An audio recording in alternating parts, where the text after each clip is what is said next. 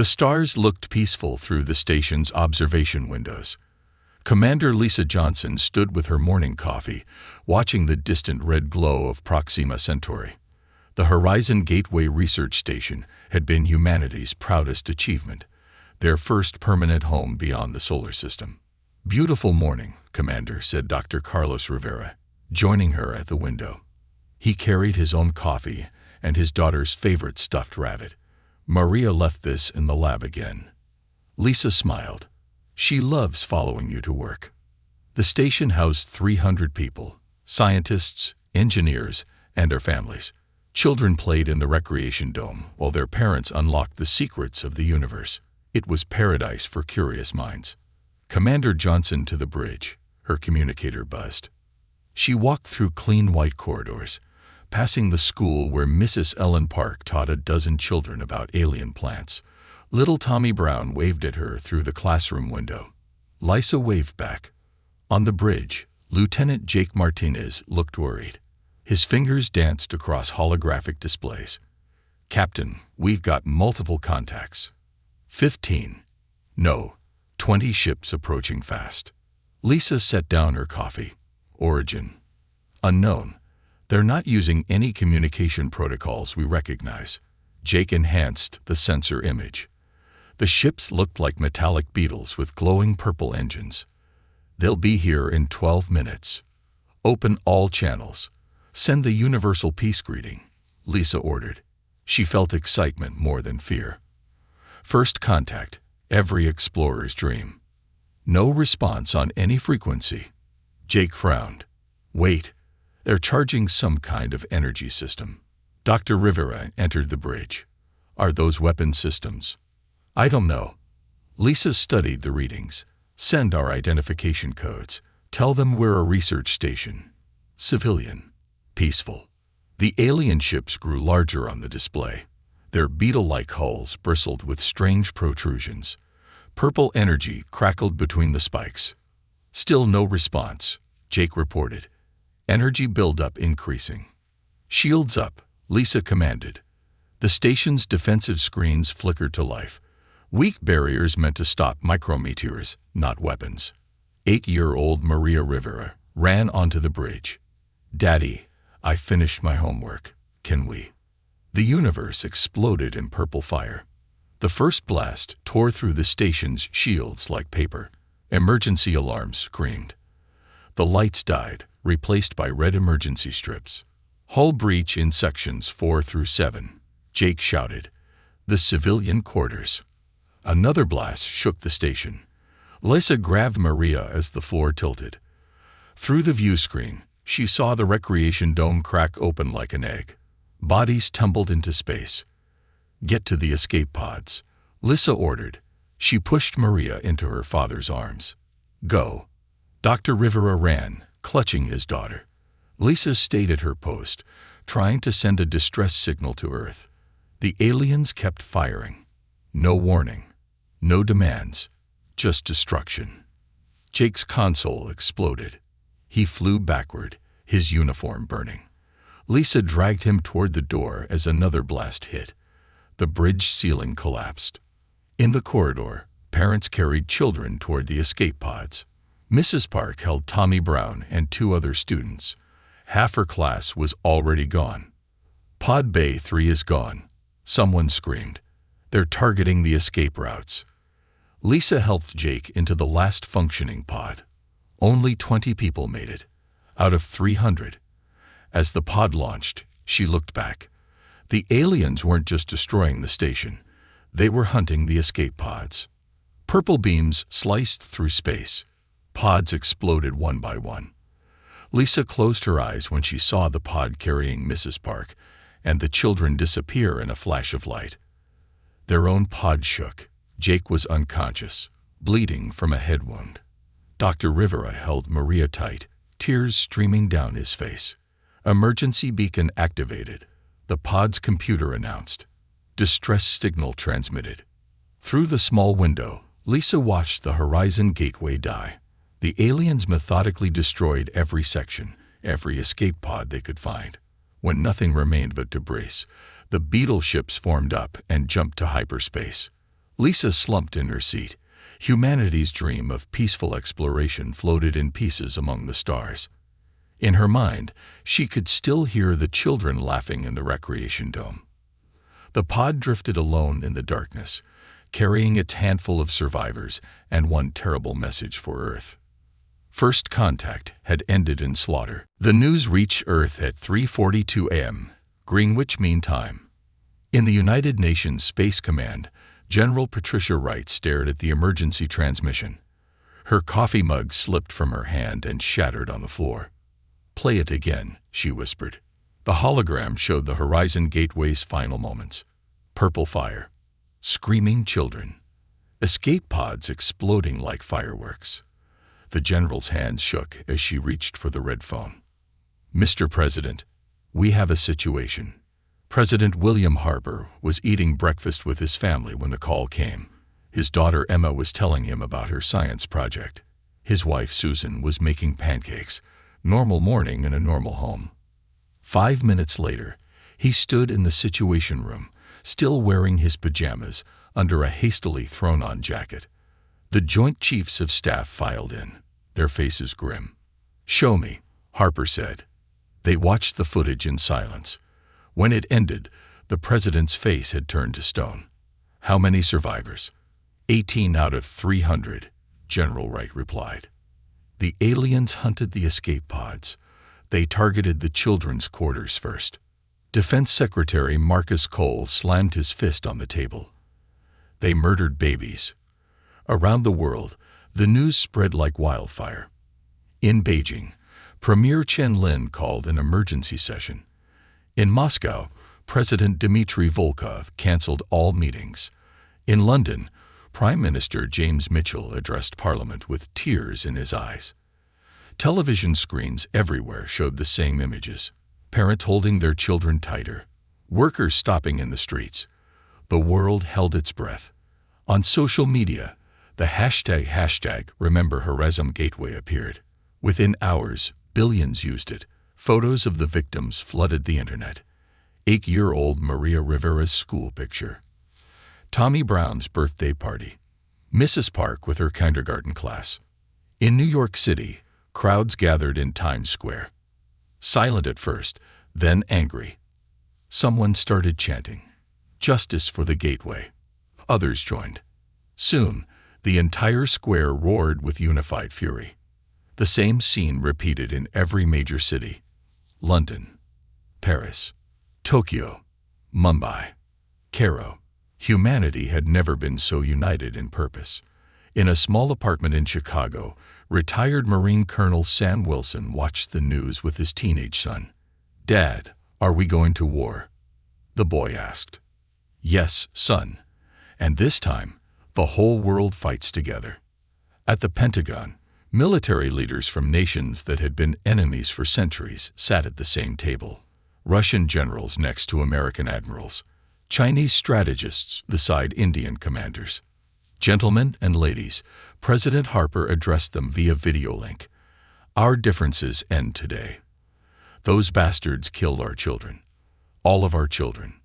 Within 48 hours, the United Earth Defense Council was born. Every nation contributed resources. Old enemies shared their most guarded secrets. Nuclear weapons, once aimed at each other, now pointed toward the stars. In shipyards across the globe, work began immediately. The Mars colony converted mining equipment into weapons. The moon base transformed cargo ships into warships. Every orbital station became a military outpost. Dr. Amy Chen, one of Earth's top physicists, led the weapons development team. "They think we're primitives," she told her scientists. "They have no idea we've been preparing for this possibility for decades." Recruitment centers couldn't handle the volunteers. Teachers, doctors, factory workers, everyone wanted to fight. 60-year-old Linda Brown, Tommy's grandmother, signed up the day after the attack. "They killed my grandson," she told the recruiting officer. "I'll load ammunition if nothing else." The alien footage was analyzed frame by frame. Their weapons, their ships, their tactics, everything studied and cataloged. Humanity's greatest minds worked around the clock. In a bunker beneath Mount Cheyenne, generals planned humanity's response. Maps of space replaced maps of Earth, enemy positions marked with red pins.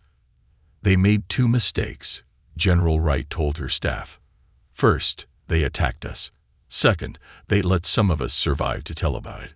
By the end of the first week, Earth's entire economy had shifted to war production. Car factories built weapons. Toy companies made military drones. Every resource, every mind, every hand worked toward one goal.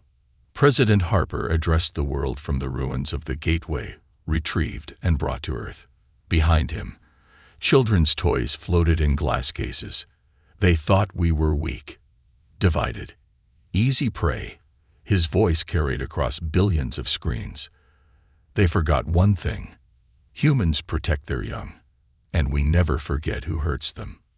The sleeping giant had awakened. The galaxy would soon learn what 8 billion angry humans could accomplish.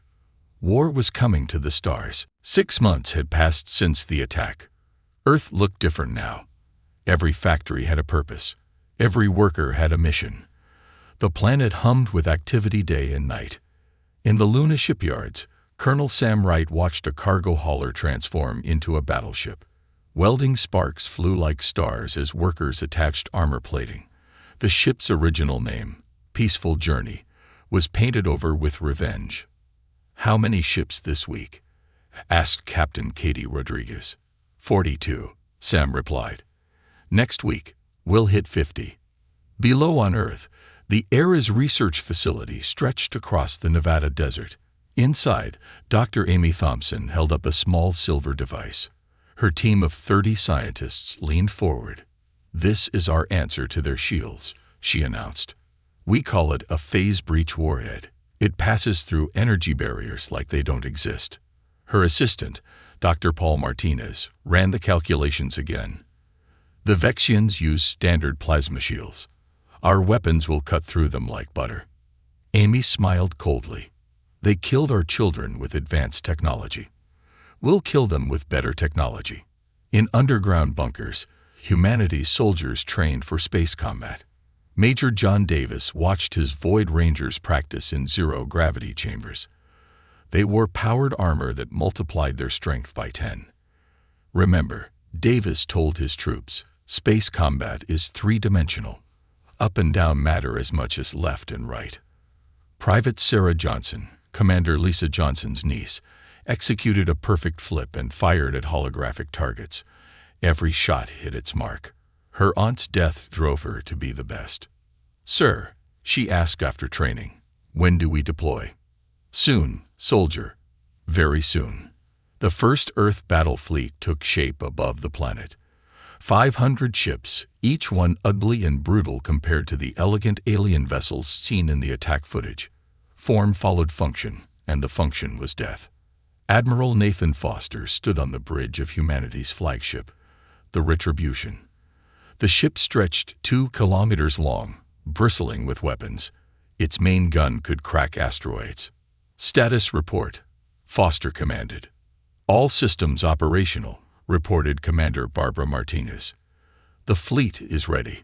On Earth, weapons factories worked overtime. The Chicago munitions plant, once a car factory, now produced 1,000 missiles daily. Supervisor Frank White watched the assembly line with pride. "My grandson played with Tommy Brown," he told a worker. "Every missile we make is for him." The story repeated everywhere. Personal loss drove global effort. In Moscow, a vodka distillery made rocket fuel. In Tokyo, the electronics company built targeting computers. In Mumbai, a textile mill produced military uniforms. Humanity's secret weapons programs, hidden for decades, emerged into the light. Nuclear weapons were children's toys compared to what Earth's scientists had imagined. Antimatter bombs, singularity generators, nanoweapons that could eat through hull plating. At Space Command, generals studied the enemy. The 18 survivors from Gateway provided crucial intelligence. Dr. Carlos Rivera, despite his trauma, helped design counter-tactics. "They fight in formations," he explained to the strategy team. "Always in groups of 3. Their shields are strongest at the front. So we hit them from multiple angles, suggested General Patricia Wright. Overwhelm their defenses. Exactly, Rivera nodded. And their weapons need 5 seconds to recharge. That's our window. Training intensified. Pilots flew simulations 20 hours a day. Ground troops practiced boarding actions. Everyone pushed beyond normal human limits. In schools across Earth, children learned about the gateway victims. Their pictures hung in every classroom. We remember so we can protect, teachers explained. This generation would grow up knowing the price of peace. President Harper visited the fleet before launch. He walked among the soldiers, shaking hands, offering thanks. These men and women carried humanity's rage and hope into the stars. You are Earth's sword and shield, he told them. Make them regret waking us up. As Earth's first war fleet prepared to launch, factories immediately began building the second and the third. Humanity had turned its entire civilization into a war machine. The peaceful explorers were gone. In their place stood warriors with a single purpose: make the galaxy understand that human children were off limits. The Vexians had sown the wind. Now they would reap the whirlwind. High Commander Xel'Nath sat on his crystal throne in the Vexian capital. His 4 arms moved gracefully as he reviewed military reports. The attack on the human station was already forgotten. Just another primitive world cleansed. My lord, his advisor Veltar bowed low. We have reports of ship movements near the Kelser border. The Kelser are always restless. Xel'Nath clicked his mandibles dismissively. What of it? These aren't Kelser ships, my lord. They're unknown. Xel'Nath's secondary eyes opened. Unknown? Show me. The holographic display revealed 5 angular vessels. Ugly, box-like things covered in weapons. They moved in perfect formation toward Vexian space. Primitive design, Xel'Nath observed. Which species builds such crude ships? Before Veltar could answer, alarms screamed. The unknown ships had opened fire on a Vexian patrol. Xel'Nath leaned forward, expecting to watch the primitives die. The patrol vanished in 12 minutes. Impossible, Xel'Nath whispered. 3 Vexian cruisers, pride of the fleet, destroyed by 5 ugly boxes. Analysis coming in, Veltar stammered. The weapons, they passed through our shields like they weren't there. More reports flooded in. The unknown ships moved deeper into Vexian space. Every patrol that engaged them died. No survivors, no mercy. Send the 5th Fleet, Xel'Nath ordered. 50 ships should handle these intruders. The 5th Fleet found the enemy near Outpost Gamma. Commander Zeknin, veteran of 100 battles, felt confident. Primitive vessels, prepare to die for entering Vexian space. The humans answered with missiles. Vexian shields, designed to stop energy weapons, meant nothing. Nuclear warheads detonated inside their protective barriers. Ships died in spheres of atomic fire. Retreat, Zeknin screamed. Half his fleet was already gone. The human ships pursued. Their weapons never missed. Their tactics showed no pattern the Vexians could predict. 20 minutes later, Zeknin's flagship exploded. Back in the capital, Xel'Nath watched the battle recordings in growing horror. His tactical advisors studied every frame. Their weapons are primitive but effective, reported Chief Scientist Corval. Nuclear fission, chemical explosives, kinetic projectiles. Our shields are calibrated for energy weapons. Then recalibrate them. We can't, my lord. Not quickly. The entire fleet would need refitting. More reports arrived. Human raids struck across the frontier. Supply depots burned. Communication relays went silent. Each attack used different tactics, different weapons. They're learning, Veltar observed. Each battle teaches them our weaknesses. Sub-Commander Nexlor, one of the few survivors, gave testimony that chilled Vexian blood. They fight without honor. No challenges, no declarations. They attack from hiding, strike critical systems, then vanish. And their soldiers. What about their soldiers? Demons in metal shells. They board our ships and kill everything. No capture, no surrender. They seem to enjoy it. Xelnoth called an emergency council. The 50 Vexian system governors appeared as holograms. These primitives dare attack the Dominion. Governor Rexmar laughed. Crush them. You don't understand. Xelnoth showed them the battle footage. Watch. The governor's laughter died. On screen, human ships tore through Vexian formations like predators among prey. The tactical displays showed something worse. Human fleets massing at the border. Not 5 ships or 50. Hundreds. What species is this? Governor Rexmar asked quietly. Xelnoth accessed the archives. The data appeared on screen. A small blue planet, a young species, barely space-capable. The same world whose station they'd destroyed months ago. Humans. Xelnoth read. We attacked their research station, killed their offspring. Silence filled the chamber. Every Vexian knew the rule. Never attack a species young.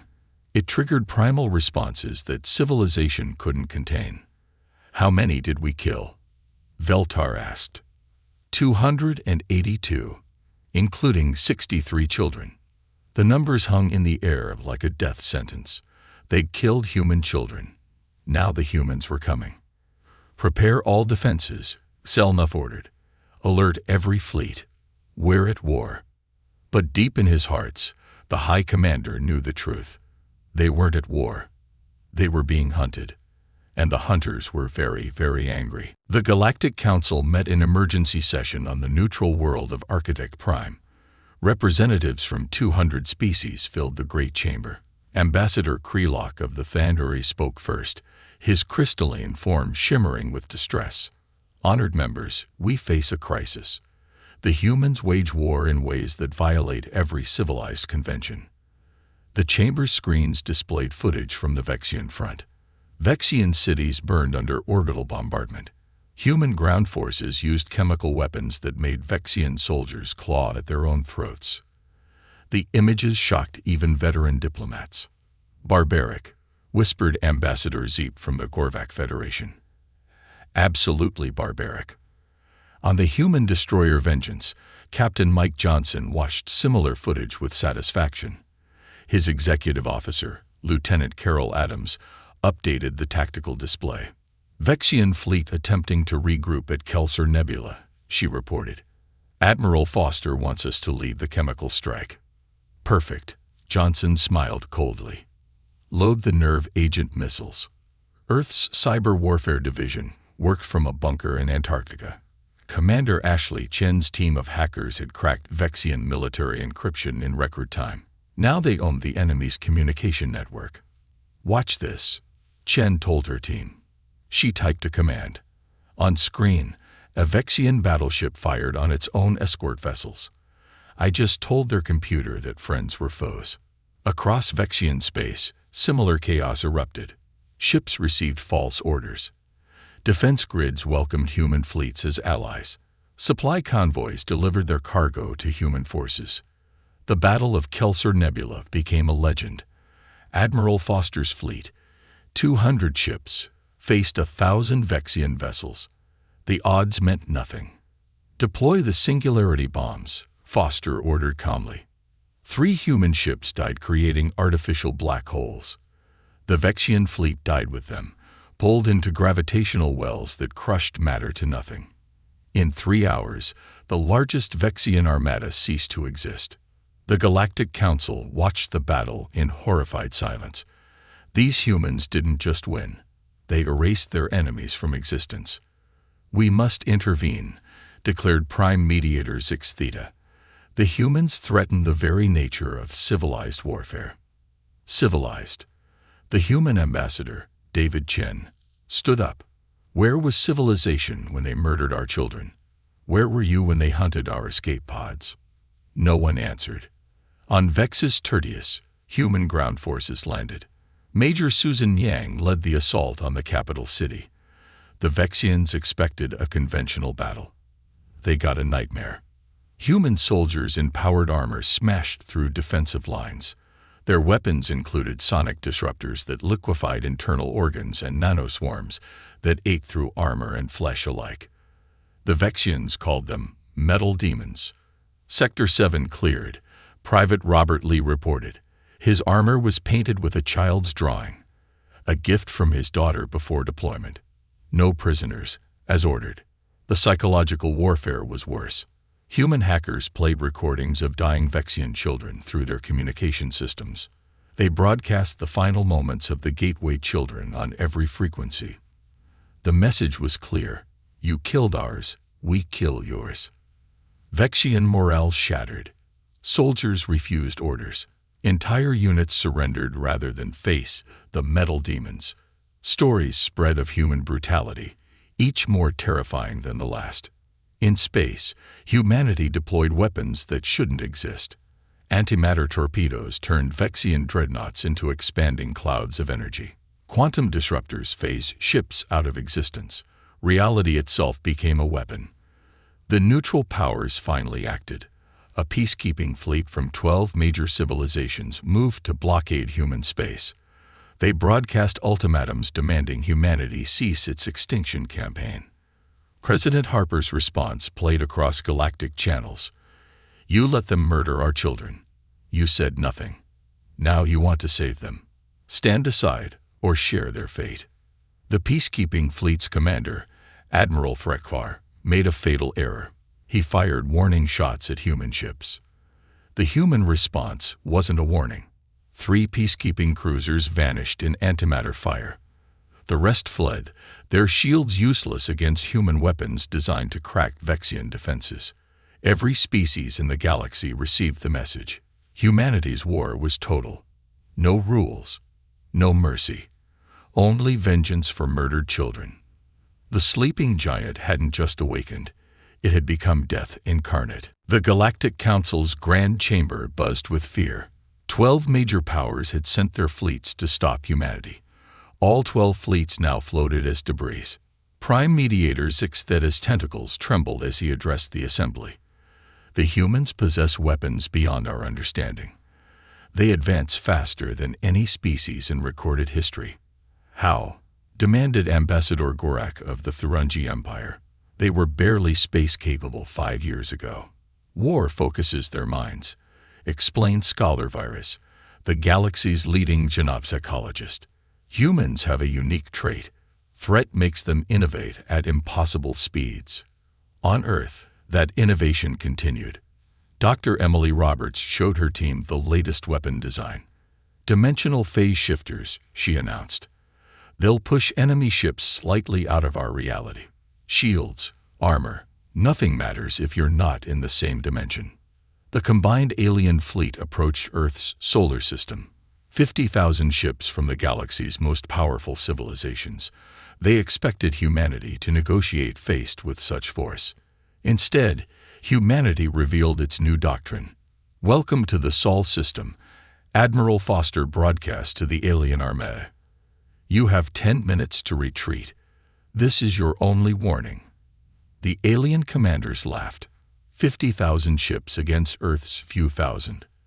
The outcome seemed obvious. 10 minutes passed. The aliens maintained position. Fire, Foster ordered. Space itself seemed to break. Human weapons didn't just destroy ships. They deleted them from existence. Dimensional tiers opened, swallowing entire battle groups. Antimatter mines detonated in cascading chains. Singularity bombs created temporary black holes. The alien fleet's commander, Supreme Admiral Kexnull, watched his tactical display in horror.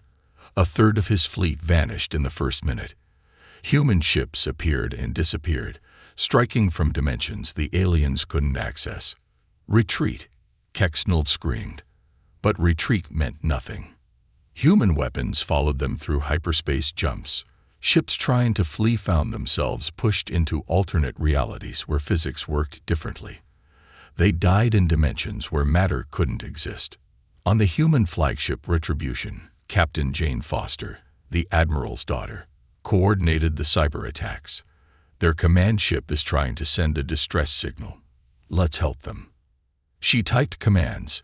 The alien distress signal changed.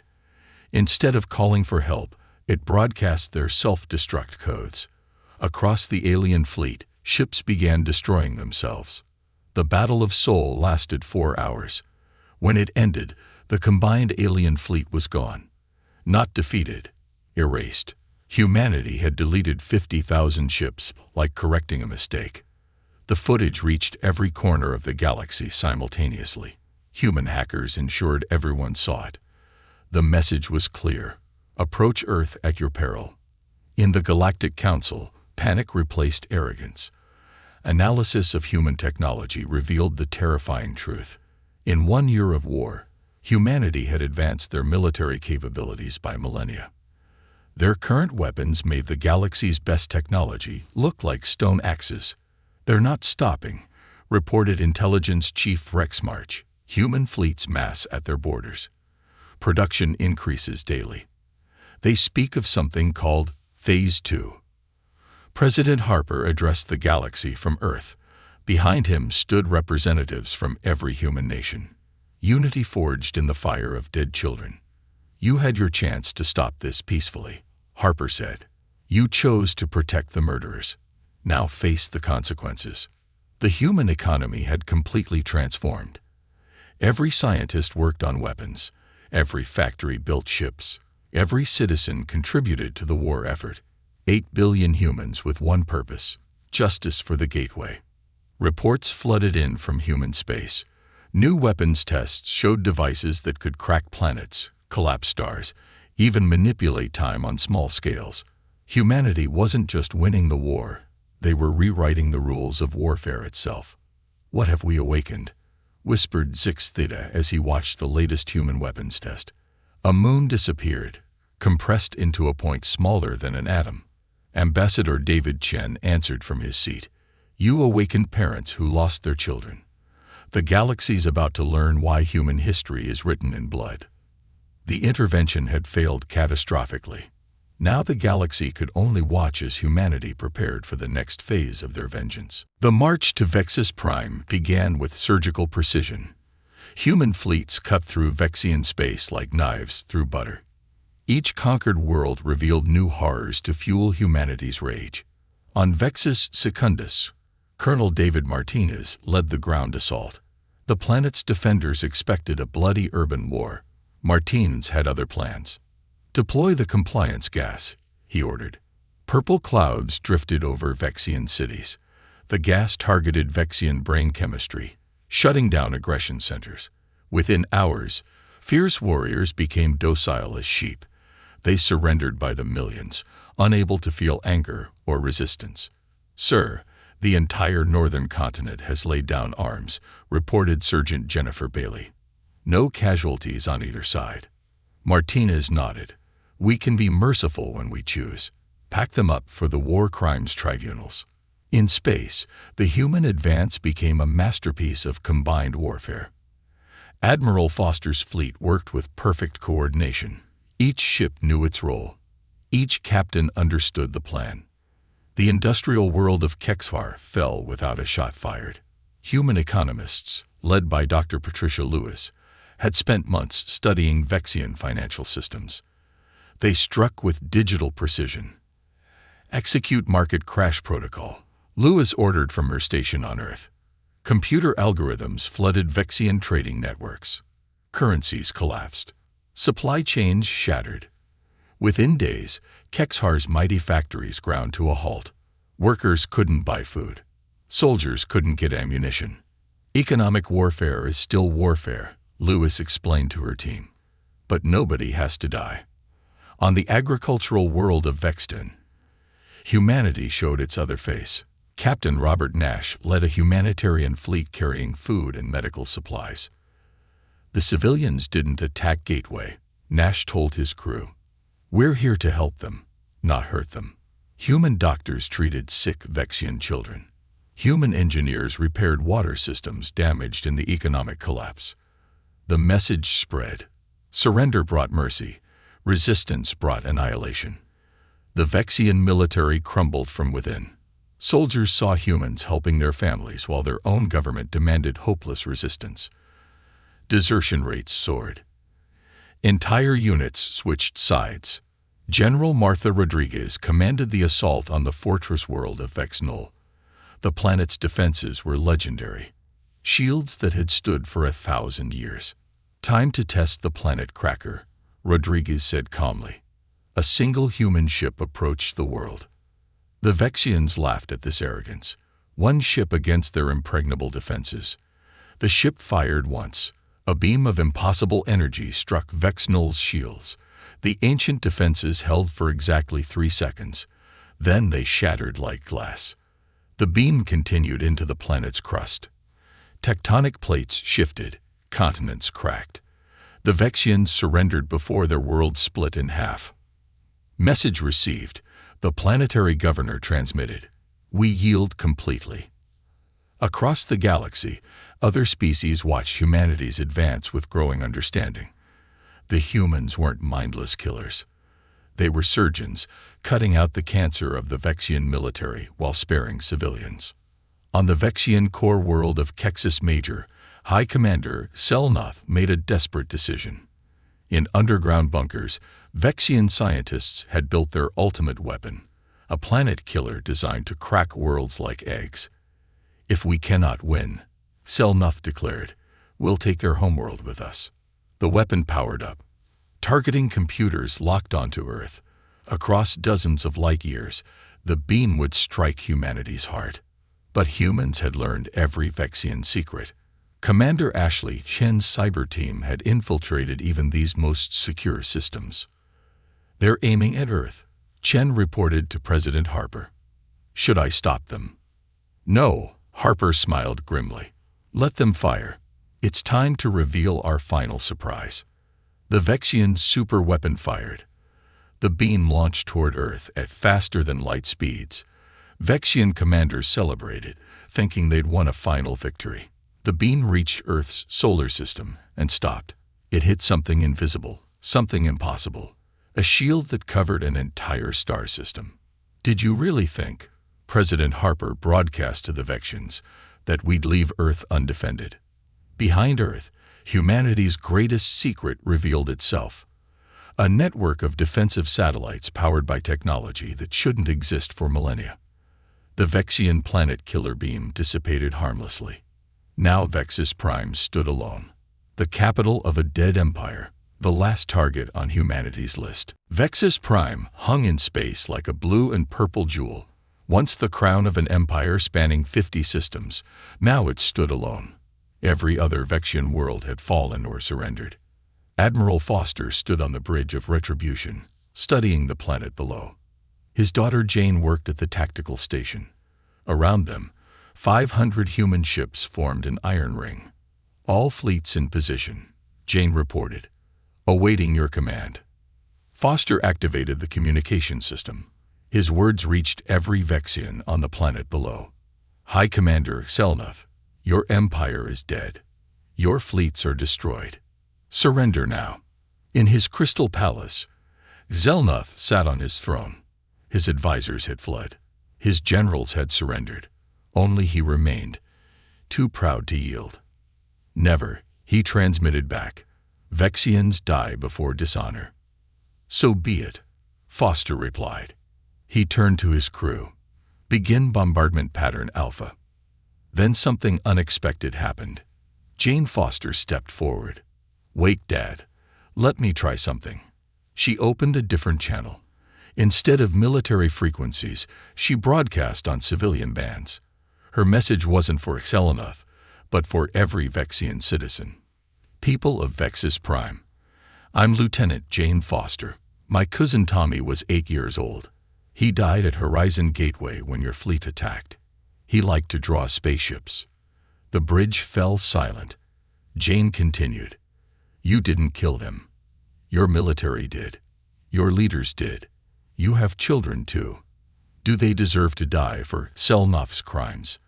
Across Vexus Prime, citizens listened. In homes and shelters, parents held their young and remembered the human children who died. "We offer you a choice," Jane said. "Rise up. Arrest your leaders. Surrender them for trial. Do this, and Vexus Prime survives.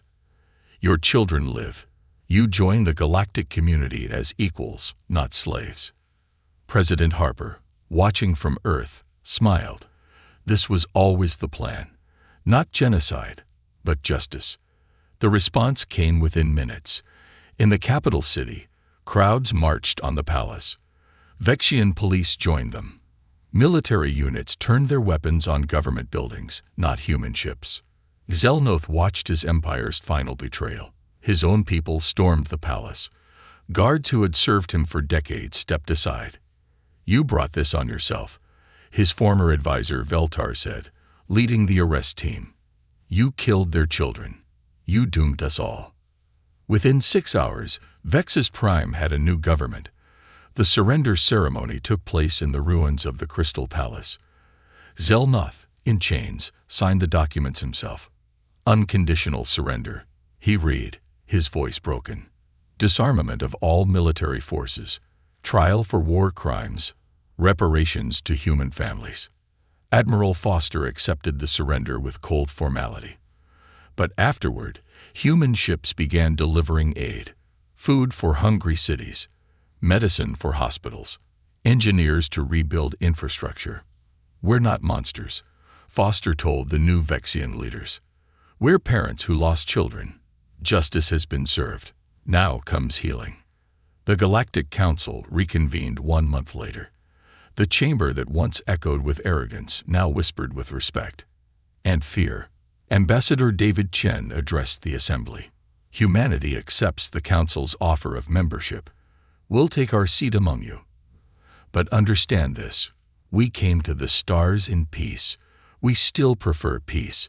But if anyone, anywhere, ever harms human children again. He didn't finish. He didn't need to. The memorial on Luna was completed that same year. A simple stone monument listing every victim of Horizon Gateway. Tommy Brown, Maria Rivera, Ellen Park. All 300 names. The inscription below read, "To the innocents who died so the galaxy could learn. Human mercy is a choice. Human wrath is a promise. Choose wisely." Across the cosmos, every species took note. Trade with humans flourished. Cultural exchanges bloomed.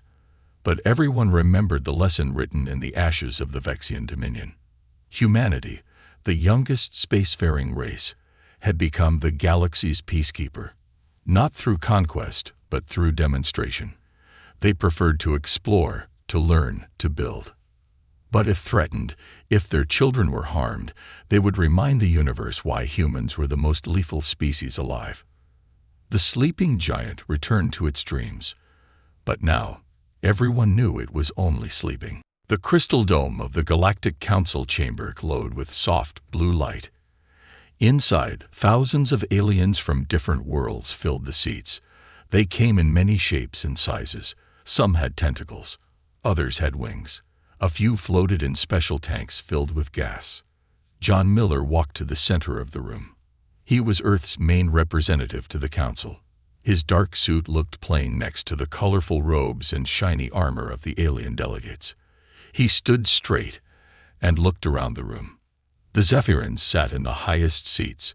These tall, crystal-like beings ran the Council. Their bodies caught the light and threw rainbows on the walls. Their leader, Xerath, looked down at Miller with cold eyes. "The human speaks again," Xerath said. His voice sounded like glass breaking. "What complaint do you bring today?" Miller took a deep breath. No complaint. A final decision. The room became quiet. Even the water beings stopped bubbling. "For 50 years, humans have served this Council," Miller said. "We protected trade routes. We stopped wars. We shared our technology. But you never treated us as equals." A purple alien with 6 arms made a dismissive sound. "Humans are young. You must earn your place." "We have earned it," Miller replied. "Last month, human ships saved the Corthan colony from raiders. Human doctors cured the plague on Vega 7. Human engineers fixed the jump gates in Sector 9. Xerath tapped his crystal fingers on his chair. And you were thanked. What more do you want? Respect. Equal votes. Fair trade deals. Miller pulled out a small device. This has our demands. Change these unfair rules, or we leave. Laughter filled the room. The Vorthans, huge gray beings with 4 eyes, found this very funny. Their ambassador, Groot, stood up. Leave? Where would you go? You need us. No, Miller said simply. You need us. The laughter stopped. Earth recalls all human ships, effective immediately, Miller continued. All human workers will leave Council space within 30 days. Our technology sharing agreements end now. Xerath leaned forward. His crystal face showed surprise for the first time. You cannot be serious. The Council will not allow. The Council has no choice. Miller cut him off. We are done asking for permission. Captain Kate Sullivan watched from the military section. She had red hair tied back tight. Her uniform carried the marks of 20 years in space. She touched her earpiece. All ships, prepare for departure, she whispered. Operation Free Sky is go. Around the galaxy, human vessels received the message. Cargo ships changed course. Military patrols headed home. Space stations began shutting down. In the council chamber, chaos erupted. Aliens shouted in dozens of languages. Some demanded the humans be stopped. Others begged them to reconsider. Miller stood calmly in the center of the storm. When Xerath called for silence, Miller spoke again. We gave you every chance. For years, we asked for fair treatment. You laughed. You ignored us. You took our help and gave nothing back. The Council decides what is fair, Xerath said coldly. Not anymore, Miller replied. At least, not for humans. He turned to leave. As he walked past the alien seas, a small gray figure touched his arm. It was Keek, from the Etherian delegation. Etherians were peaceful beings who rarely spoke in council. Wait, Keek whispered. Some of us understand. Some of us will remember who our real friends were. Miller nodded slightly and kept walking. Outside the chamber, his assistant Jane Roberts waited with the transport. She looked worried. Sir, are we really doing this? Yes, Miller said as they entered the vehicle. Send the message to Earth. Tell President Lopes we just made history. As their transport lifted off, the council building shrank below them. Inside, the aliens still argued. They had no idea that in 6 months, they would beg for humanity's return. But John Miller knew. He had seen the reports. He knew how much the galaxy really depended on humans. The Council would learn soon enough. 3 months had passed since humans left the Council. The changes came slowly at first, like cracks in glass before it breaks. Captain Roger Hayes guided his cargo ship through the Nexus trading station. The place looked different now.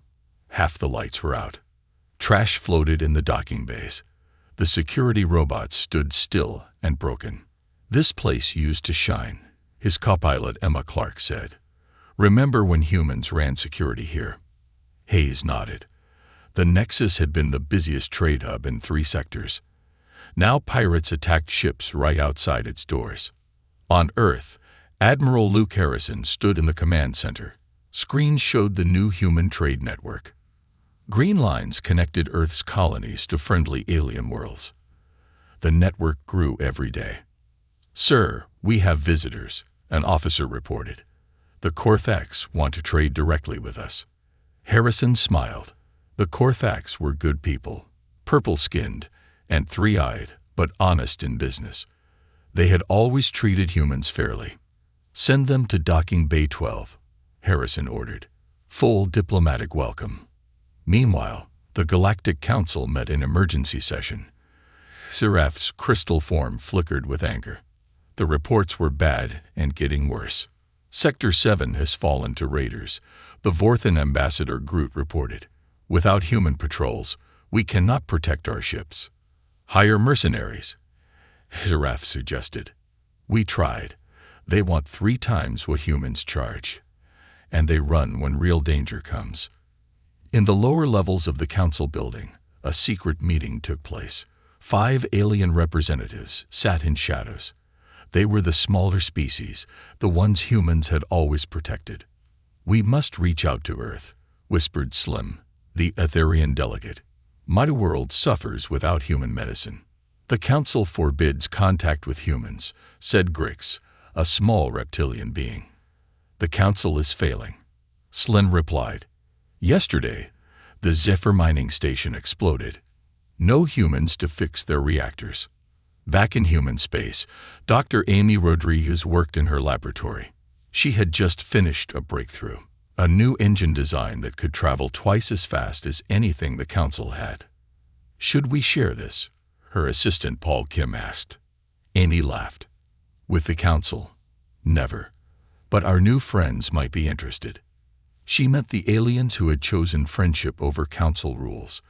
Every week, more species sent quiet messages to Earth. At the edge of human space, Commander Sam Davis received a distress call. A Phelan colony ship drifted without power. The Philans were Council members, but Davis knew they had young ones aboard.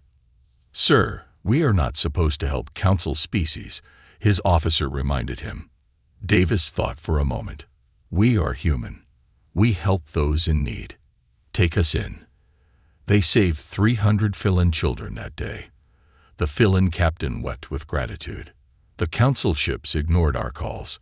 Only you came. Remember that," Davis said quietly. In the Council chambers, more bad news arrived. The Vorthan Empire had lost 2 planets to rebels. Without human negotiators, small conflicts grew into wars. Xerath refused to admit the truth. "Temporary problems," he insisted. "The galaxy does not need humans." But in private, even Xerath worried. The Council's treasury was shrinking. Humans had paid their taxes on time, every time. Many other species did not. On a small moon near Jupiter, representatives from 6 alien species met in secret. They came to sign trade deals with humanity.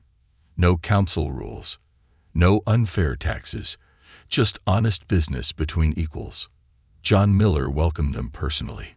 "You honor us with your trust. You honored us with your protection," replied the Corthan ambassador. "We remember our friends." The human trade network grew stronger. New stations opened. Ships flew safely under human protection. Fair prices and honest deals attracted more partners. In Council space, things got worse. Pirates grew bolder. Systems failed. Wars started. But Xerath still refused to see the truth. He would learn, but not yet. The galaxy's slow breakdown had only just begun. 6 months had passed. The cracks in the galaxy had become deep breaks. What started as small problems now threatened everything. The war began over water. The Nexus system had 2 inhabited planets. The Vorthans controlled one. The Selfie controlled the other. For decades, humans had managed the water trade between them. Now, with no one to keep peace, both sides wanted it all. Commander Betty Chen watched the battle from her ship. She stayed outside Council space, following orders. But it hurt to watch. Human peacekeepers could have stopped this fight in minutes. 30 ships destroyed. Her officer Carl Jung reported, both sides losing. And for what? Chen shook her head. There is enough water for everyone. On Earth, President Maria Gonzalez met with her advisors. The room was tense. More aliens requested help every day. But the rules were clear. No aid to Council members. The Etherians sent another message, Advisor Kevin Brown said. Their medical systems are failing. People are dying. Gonzalez felt torn. Humans naturally wanted to help, but the Council had treated them badly for so long. "What about the Korthax?" she asked. "They officially left the Council yesterday." Brown smiled. "They request full membership in our alliance."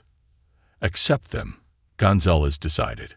"Welcome our friends properly." In the Council chambers, Xerath faced a revolt. Half the member species demanded action. The other half blamed each other for the crisis. "The humans must return," shouted the Phelan ambassador. My colonies starve without their supply routes. Never. Xerath's crystal body flashed red. We are the Galactic Council. We do not beg. But later, alone in his office, Xerath studied the numbers. Trade down 60%. Pirate attacks up 400%. 3 sectors in open rebellion. The truth was hard to ignore. Captain Dan Foster led a human exploration ship beyond the old council borders. What they found amazed everyone. A human colony, built in secret 20 years ago, now thrived. The planet they called New Hope had cities, farms, and factories. How many people? Foster asked the colony leader. 2 million, she replied. We knew this day would come. We prepared. The council never knew about New Hope, or the 12 other secret colonies. Humans had been planning their independence for a long time. Dr. Nancy Turner made another breakthrough. Her team created shields that stopped all known weapons. The technology was beyond anything the council had. Should we sell this? Her assistant asked. To our allies, yes. To the council? Turner shook her head. They can ask nicely first. The war in the Nexus system spread. Now 5 species fought over resources. Ambassador Miller received secret messages from their leaders. All begged for human help. All offered anything in return. They learned slowly, Miller told his staff. But they learn. A group of young Zephyrans met in hiding. They disagreed with Xerath's pride. Their leader, a female named Zera, spoke carefully. My father sits on the High Council. He knows we were wrong about humans. Others know too. But they fear Xerath. What do you propose? Asked her friend. We must act before everything falls apart. Someone must reach Earth.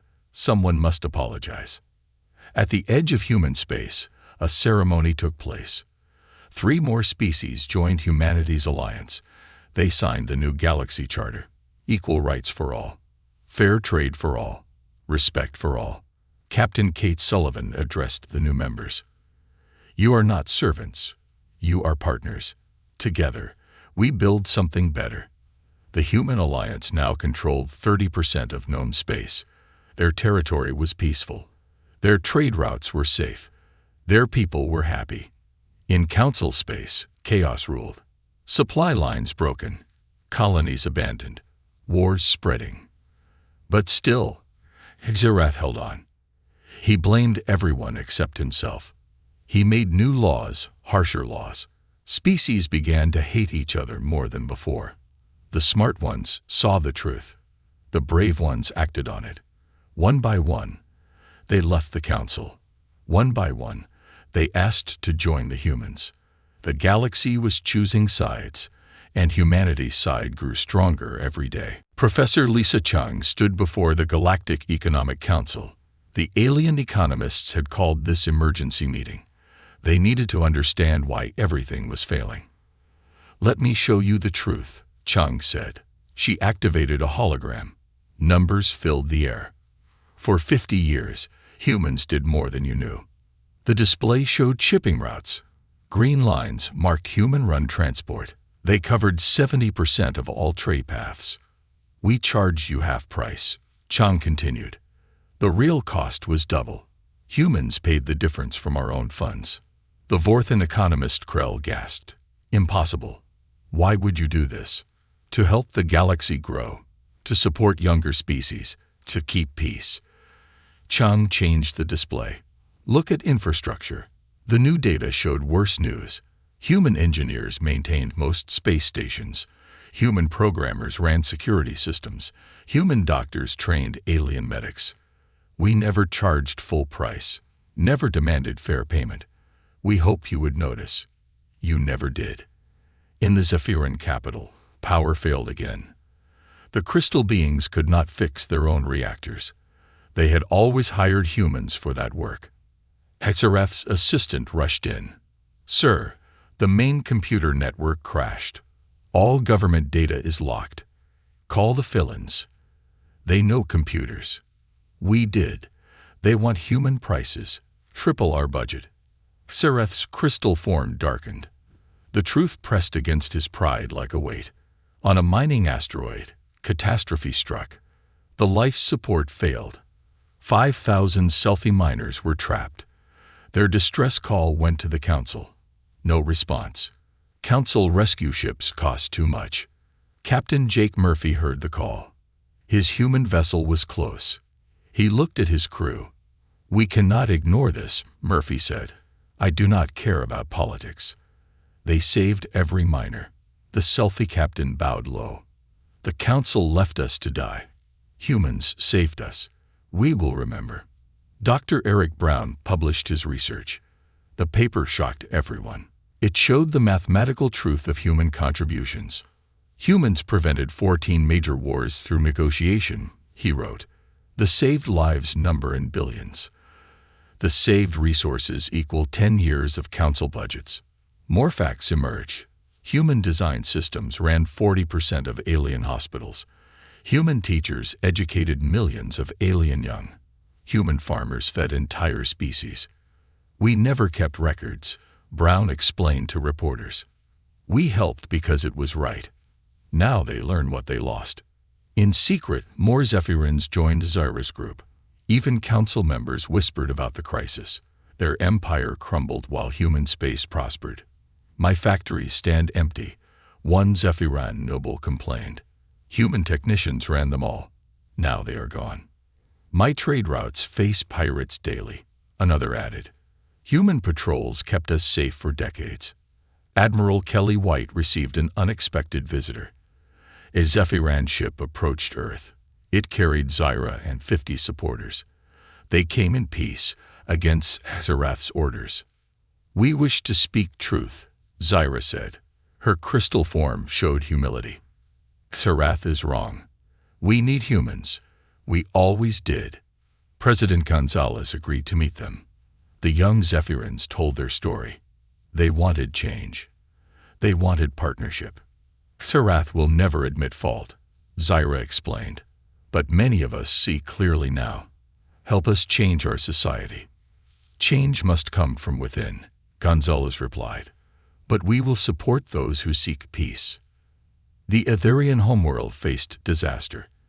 Their atmosphere processors failed. The machines were human-designed. No one else understood them. Ambassador Slim sent a desperate message to Earth. "Please, our children cannot breathe. We left the Council. We apologize for everything. Help us." Humanity sent engineers immediately. The Etherians wept with relief.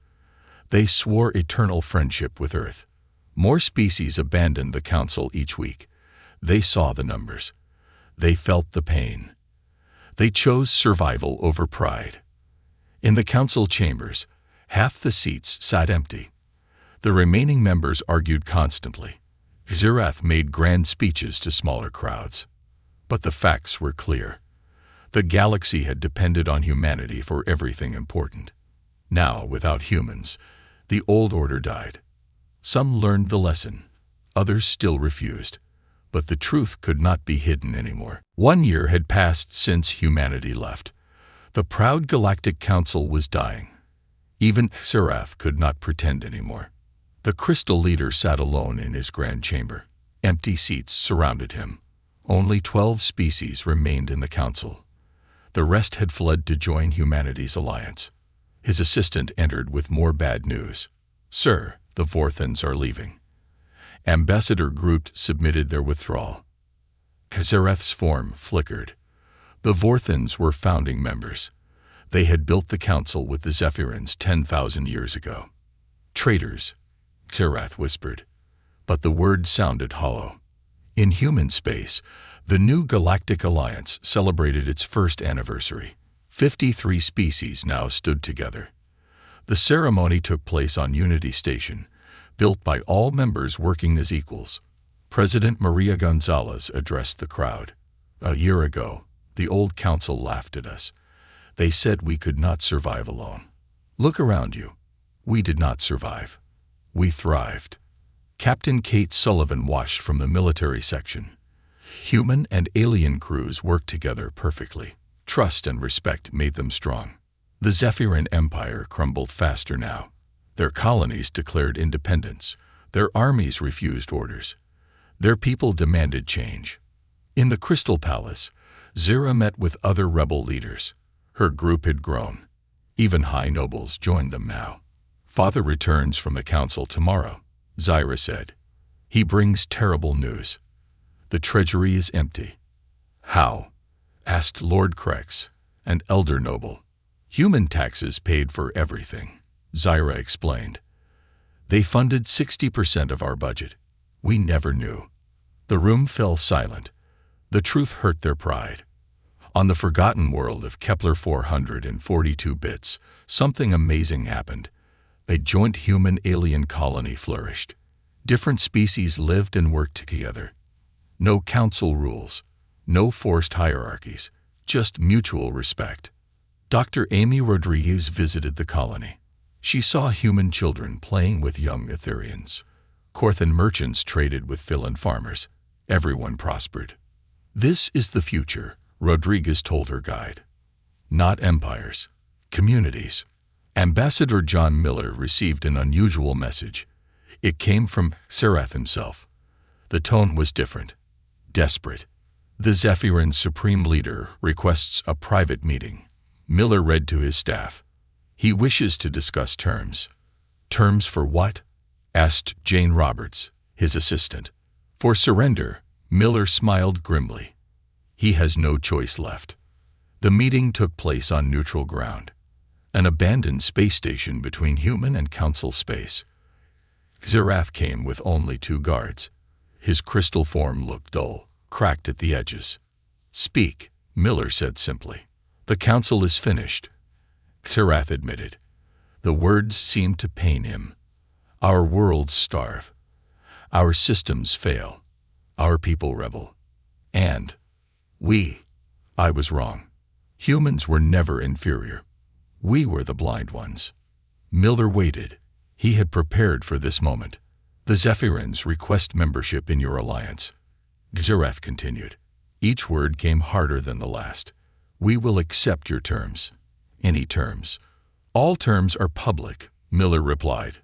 "Equal representation, shared resources, and a full confession." "Confession. You must tell the galaxy how you treated humans. You must admit every mistake. Publicly." Serath's form dimmed. For the Zephyrins, public humiliation was worse than death. But his people were dying. "I agree." News spread quickly. The supreme leader of the galaxy's oldest empire had bowed to humanity. The symbolism was powerful. More council members rushed to join the alliance. They feared being left outside.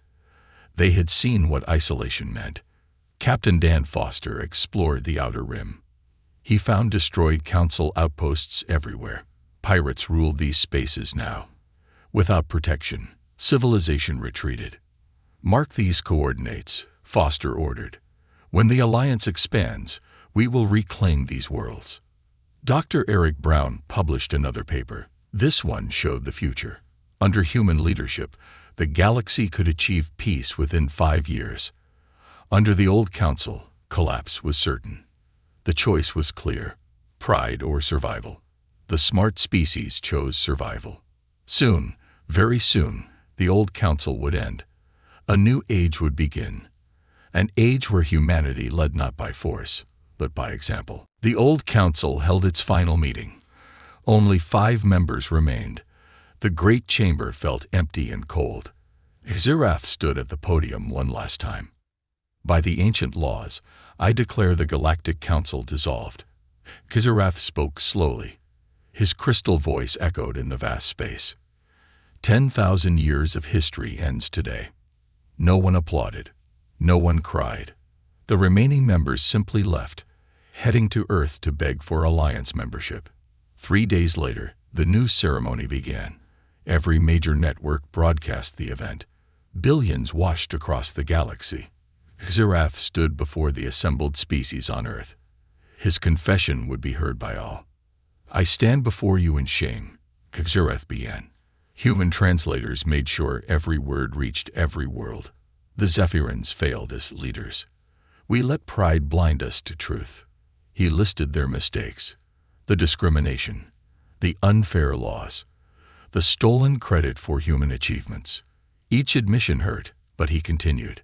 Humans were never inferior. They were our betters in every way that mattered. They showed patience when we showed arrogance. They gave generously when we took selfishly. In the audience, young Zephyrins like Zira watched with mixed feelings. Shame for their past, hope for their future. President Maria Gonzalez stepped forward. The Human Alliance accepts the Zephyrin application. You enter as equals, nothing more, nothing less. The crowd erupted. Not in anger, but in welcome. Even species who had suffered under Zephyrin rule cheered. Forgiveness came easier than revenge. Admiral Luke Harrison took command of the joint fleet. Human, Etherian, Corthan, and now Zephyrin ships worked together. Their first mission: reclaim the lawless sectors. All ships, prepare for jump, Harrison ordered. Time to bring order to chaos. The fleet moved as one. In 6 months, they cleared more pirates than the old council had in 10 years. Unity made them strong.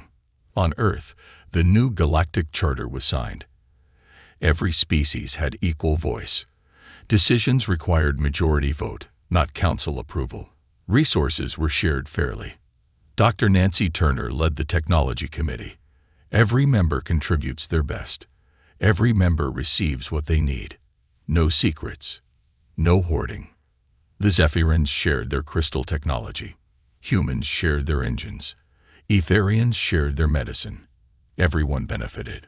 Captain Sam Davis commanded a mixed crew. His ship carried beings from 20 different worlds. They worked perfectly together. Remember the old days? His Vorthan officer Kell asked. The council kept us separated. Humans in low positions, others fighting for rank. Those days are dead, Davis replied. Good riddance. Ambassador John Miller became the first Secretary General of the Human Alliance. He insisted on a simple office. No throne, no elevation, just a desk among equals. Former enemies worked side by side. The Selfie and Vorthans ended their war. Human mediators helped them share the disputed water. There was plenty for both. Colony ships launched toward unexplored space. Each carried multiple species. The crews were families now, not just coworkers. Dr. Lisa Chang established the new economic system. Fair prices, open books, no hidden subsidies. Everyone paid their share. Everyone profited fairly. Transparency builds trust, Chang explained. Trust builds prosperity. The old council chambers became a museum. Visitors learned about pride and its cost. They saw what happened when power corrupted wisdom. Captain Kate Sullivan retired from military service. She opened a training academy. Her students came from every member species. They learned more than tactics. They learned cooperation. Strength comes from unity, Sullivan taught. The old council forgot this. We must never forget. Zareth himself changed. The humiliation broke his pride but freed his wisdom. He worked in refugee camps, helping those displaced by the council's failures. I spent centuries looking down on others, he told a human volunteer. Now I see clearly from ground level. One by one, the last holdout species joined the alliance. They had no choice. The galaxy had moved forward. Only death waited in the past. The transformation was complete. What started as humanity's withdrawal became the galaxy's rebirth. The rebuilding began immediately. Human ships arrived at destroyed worlds carrying supplies and hope. Engineers, doctors, and teachers spread across the galaxy to repair what the old council had broken. Captain Jake Murphy landed on Theta Prime. The planet had been beautiful once. Now, empty cities stood like graveyards. The fighting had killed millions. Start with the water systems, Murphy ordered his mixed crew. Then power. Then hospitals. His team included humans, Etherians, and even reformed Zephyrins. They worked day and night. Within a week, clean water flowed again. Dr. Amy Rodriguez established medical centers on 12 worlds. Her staff trained local doctors in human techniques. More importantly, they taught compassion. Medicine is not just science, Rodriguez told her students. It is caring. The old council forgot this. A young selfie doctor raised her hand. The council said efficiency mattered most, not patient comfort. They were wrong. Rodriguez replied simply. Healing requires both. The new schools opened everywhere. Human teachers worked beside alien educators. They taught more than facts. They taught cooperation. On the mining world of Castor 7, something beautiful happened. Vorthan and Philin children studied together for the first time. Their parents had been enemies. The children became friends. My daddy says Philins are stupid, a young Vorthan said. My mommy says Vorthans are mean, a Philin child replied. They looked at each other. Then they laughed. Our parents are silly. Ambassador John Miller visited the border regions. These areas had suffered most.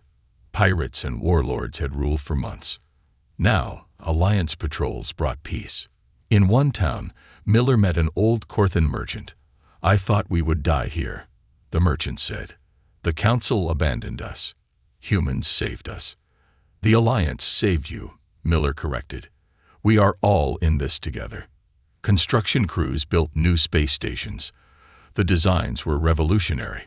Instead of separate sections for each species, everyone mixed freely. Shared areas, shared facilities, shared lives. Commander Betty Chen supervised the largest project. Unity Station 2 would house 1 million beings. The plan showed something amazing. No restricted zones, Chen explained to visitors. No hierarchy by species, just neighborhoods where everyone is welcome. The agricultural worlds flourished under new management. Human farmers shared their techniques. Alien crops grew stronger. Food production tripled. On Harvest 4, farmer Bill Gray worked beside a Zephyran named Zilok. A year ago, Zilok would have considered such work beneath him. My crystals are dirty, Zilok said, but he was smiling. My family would be horrified. Honest work brings honest rewards, Gray replied. Your family will eat well this winter. The cultural exchange program started small but grew quickly. Young beings spent time with other species. They learned languages, customs, and perspectives. Sarah Lewis hosted a young Vorthan named Grix. He had never lived with humans before. Old propaganda said humans were primitive. Your technology is different, Grix admitted after a week. Not inferior, sometimes better. Every species has strengths, Sarah explained. The council ranked us. The alliance unites us. Captain Kate Sullivan's Academy graduated its first class. 200 officers from 30 species stood together. They had learned as equals. They graduated as family. You are not just soldiers, Sullivan addressed them. You are builders of peace, teachers of unity, examples of what we can achieve together. The transformation was visible everywhere. Damaged worlds healed. Hungry populations ate. Separate species mingled. Dr. Eric Brown measured the progress. His data showed remarkable results. Crime down 90%. Trade up 200%. Happiness indexes at record highs. The old council ruled through fear and division, Brown wrote. The alliance leads through trust and inclusion. On Earth, children played in parks with young aliens. In space, mixed crews explored new frontiers. On distant worlds, former enemies shared meals. The galaxy was not just rebuilt, it was reborn. And at its heart stood a simple truth. Respect and cooperation achieved what pride and dominance never could. The future had arrived. It looked nothing like the past. It looked better. 2 years had passed since humanity left the council. The galaxy had transformed completely. In the Great Assembly Hall on Earth, representatives from every member species gathered for a historic moment. Secretary General John Miller stood at the podium. Behind him, flags from 93 worlds flew together. The room buzzed with excitement in 100 languages. Today marks a new beginning, Miller said. We launched the Expedition Hope, our first truly united mission. On the viewing screens, a massive ship appeared. The vessel combined technologies from every member species: human engines, Zephyrin crystals, Etherian life support, Corthan shields. Captain Lisa Park commanded the ship. Her crew of 3,000 included beings from every Alliance world. They had trained together for 6 months. They were no longer separate species. They were one family. All stations report ready, Park announced. Expedition Hope prepared for history. In the audience, Tereth watched with genuine pride. The former Supreme Leader now served as a simple administrator. He had found peace in service. Once, I believed in superiority, Xerath told a human reporter. Now I believe in unity. Humans taught us this lesson. President Maria Gonzalez gave the final speech. This ship carries our dreams, not to conquer, not to dominate, but to explore, to learn, to grow together. The ceremony included children's choirs from 50 worlds. Their voices blended perfectly. Different species, different sounds, one song. Dr. Amy Rodriguez had helped design the ship's medical bay. Every species could be treated there. Every disease could be studied. Knowledge was shared freely. The old council hoarded secrets. Rodriguez explained to visitors, "We hoard nothing. Every discovery belongs to all." The ship's mission was ambitious. They would travel beyond known space. They would seek new life. They would offer friendship, not conquest. Admiral Luke Harrison had planned the route carefully. "We go in peace," he told the crew. "If we find others, we invite them to join us. If they refuse, we respect their choice." The launch day arrived. Billions watched across the galaxy. On a small Phylan colony, children painted pictures of the ship. On Etherian worlds, prayers were offered. On Earth, crowds gathered in every city. 10 minutes to launch, announced the control center. In the VIP section, special guests watched. They were refugees from the old council's wars, orphans who had lost everything. Now they had new homes, new families, new hope. Tommy Chen, a human orphan, sat next to Zara, a young Borthan. They had been adopted by the same mixed-species family. They held hands as the countdown began. 5 minutes to launch. Captain Jake Murphy watched from his ship in orbit. He remembered the dark days, the collapsed systems, the desperate refugees. Now he saw unity and strength. "This is what we fought for," he told his crew, "not to rule, but to unite." 1 minute to launch. In schools across the galaxy, teachers paused their lessons. Students watched history being made. They learned the most important lesson. Together, anything was possible. 10 seconds. Miller thought about the journey. From humanity's angry departure to this moment of triumph. Pride had nearly destroyed the galaxy.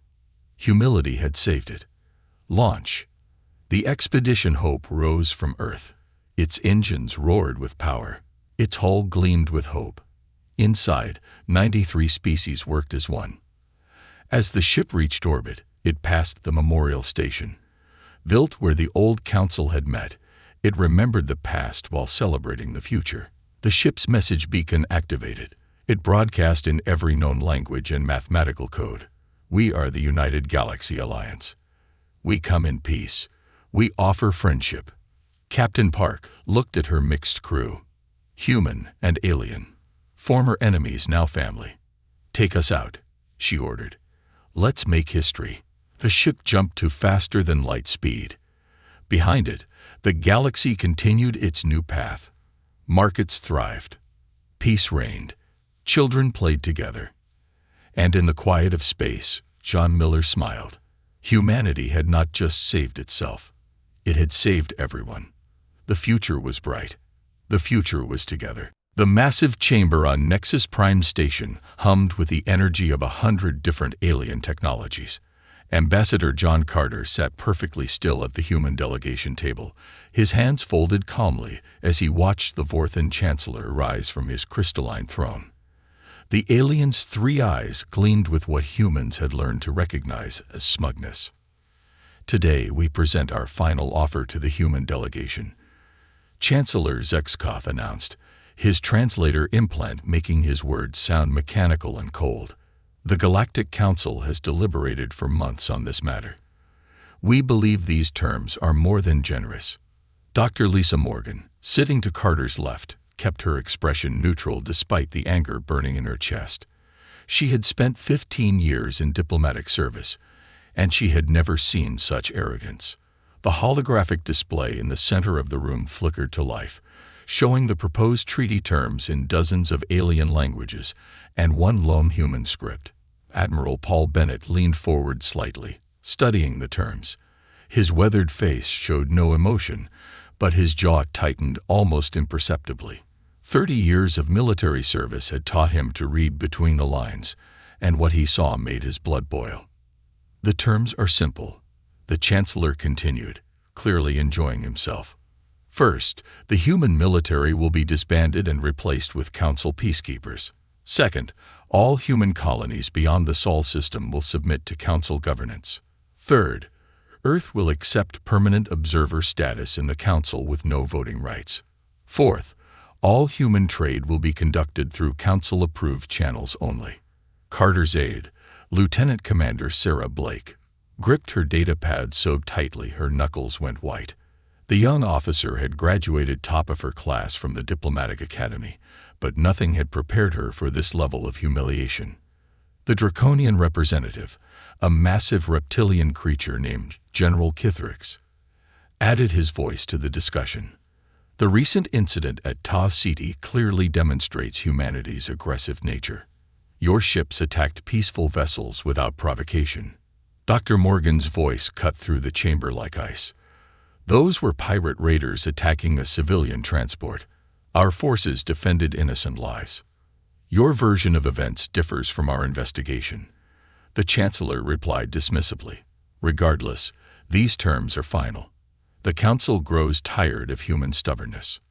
An elderly Etherian delegate floating in a containment suit spoke in a whispery voice. Perhaps if the humans showed more cooperation, future negotiations might be possible. Carter stood slowly, his chair scraping against the polished floor. The sound echoed through the massive chamber, causing several aliens to look up in surprise. At 65 years old, the ambassador had seen enough wars and enough peace talks to recognize an ultimatum wrapped in diplomatic language. Honorable Chancellor, Carter began, his voice carrying across the chamber with practiced ease.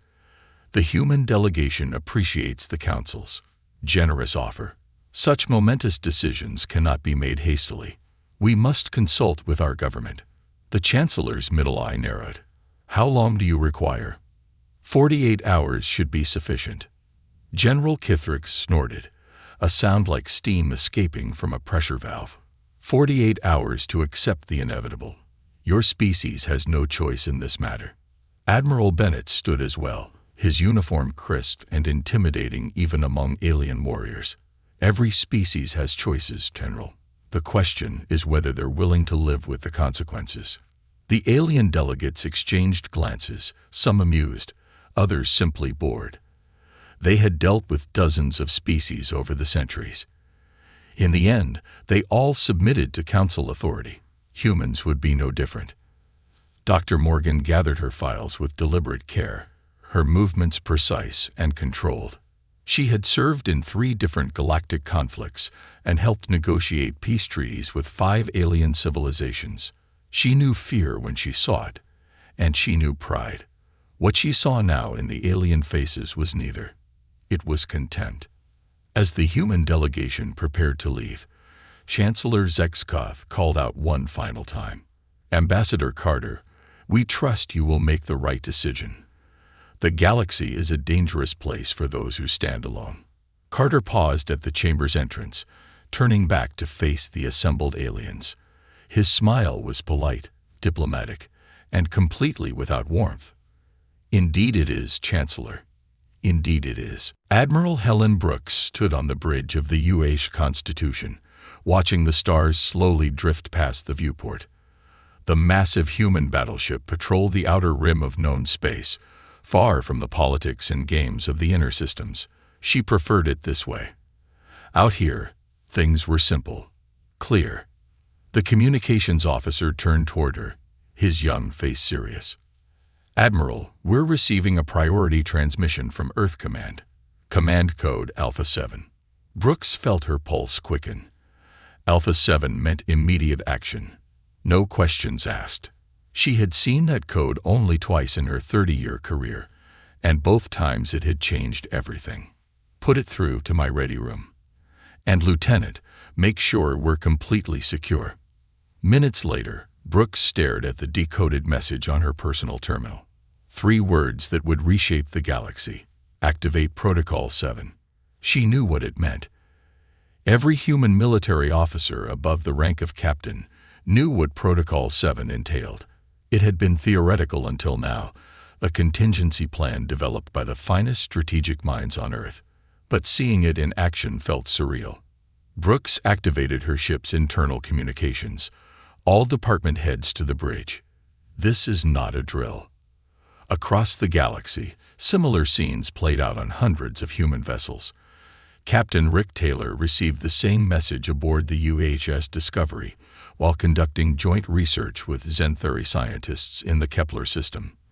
The aliens had been excited about their breakthrough in quantum field analysis. They had worked together for 8 months to reach this point. Dr. Vorthak, Captain Taylor said, approaching the lead Xanthari scientist, I'm afraid we need to suspend our research immediately. The insectoid alien's compound eyes reflected confusion. Captain, we are so close to a breakthrough. Surely whatever Earth needs can wait a few more days. Taylor's face was stone. I'm sorry, but we're leaving within the hour. Please gather your people and prepare for transport back to your ship. But the equipment, the months of calibration, will have to be abandoned. Taylor turned away, unable to look at the disappointment in the alien's eyes. I'm truly sorry. On Nexus Prime Station, Ambassador Carter moved with quiet efficiency. His team had already begun packing their essential files and personal belongings. The alien staff watched in bewilderment as humans throughout the diplomatic quarters systematically packed up and prepared to leave. Dr. Morgan supervised the destruction of sensitive documents, while Lieutenant Commander Blake coordinated with human merchants and citizens living on the station. Every human would be leaving. Every single one. The Vorthan Chancellor himself arrived at the human embassy just as Carter was sealing the last of the diplomatic pouches. Ambassador, what is the meaning of this? You still have 18 hours before your response is due. Carter looked up from his work, his face calm. Chancellor, the human delegation is withdrawing from negotiations. Withdrawing. That is not how this works. You cannot simply leave. Actually, we can. And we are. Carter handed a formal document to the alien leader. This is our official notice. The United Earth Alliance formally withdraws from all treaties, agreements, and diplomatic relations with the Galactic Council. The Chancellor's 3 eyes widened in shock. This is madness. You cannot survive without the Council. You need us. Carter picked up his bag and walked toward the door. Perhaps, but we'll find out on our own terms. Throughout alien space, human embassies, trade posts, and research stations all receive the same orders. Pack everything. Leave nothing behind. Return to human space immediately. The Etherian Science Institute watched their entire human research team pack up equipment worth millions of credits. The humans had been instrumental in developing new medical technologies that could help dozens of species.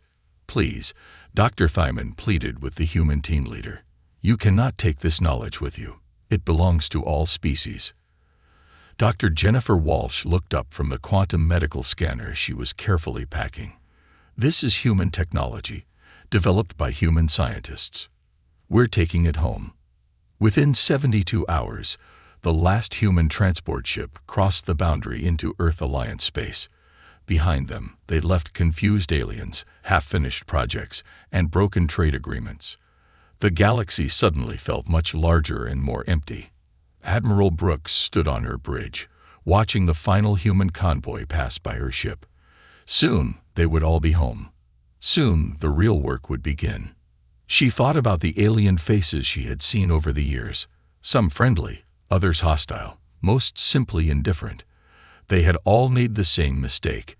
They thought humanity needed them more than they needed humanity. They were about to learn how wrong they were. The Grand Chamber of the Galactic Council had never seen such chaos.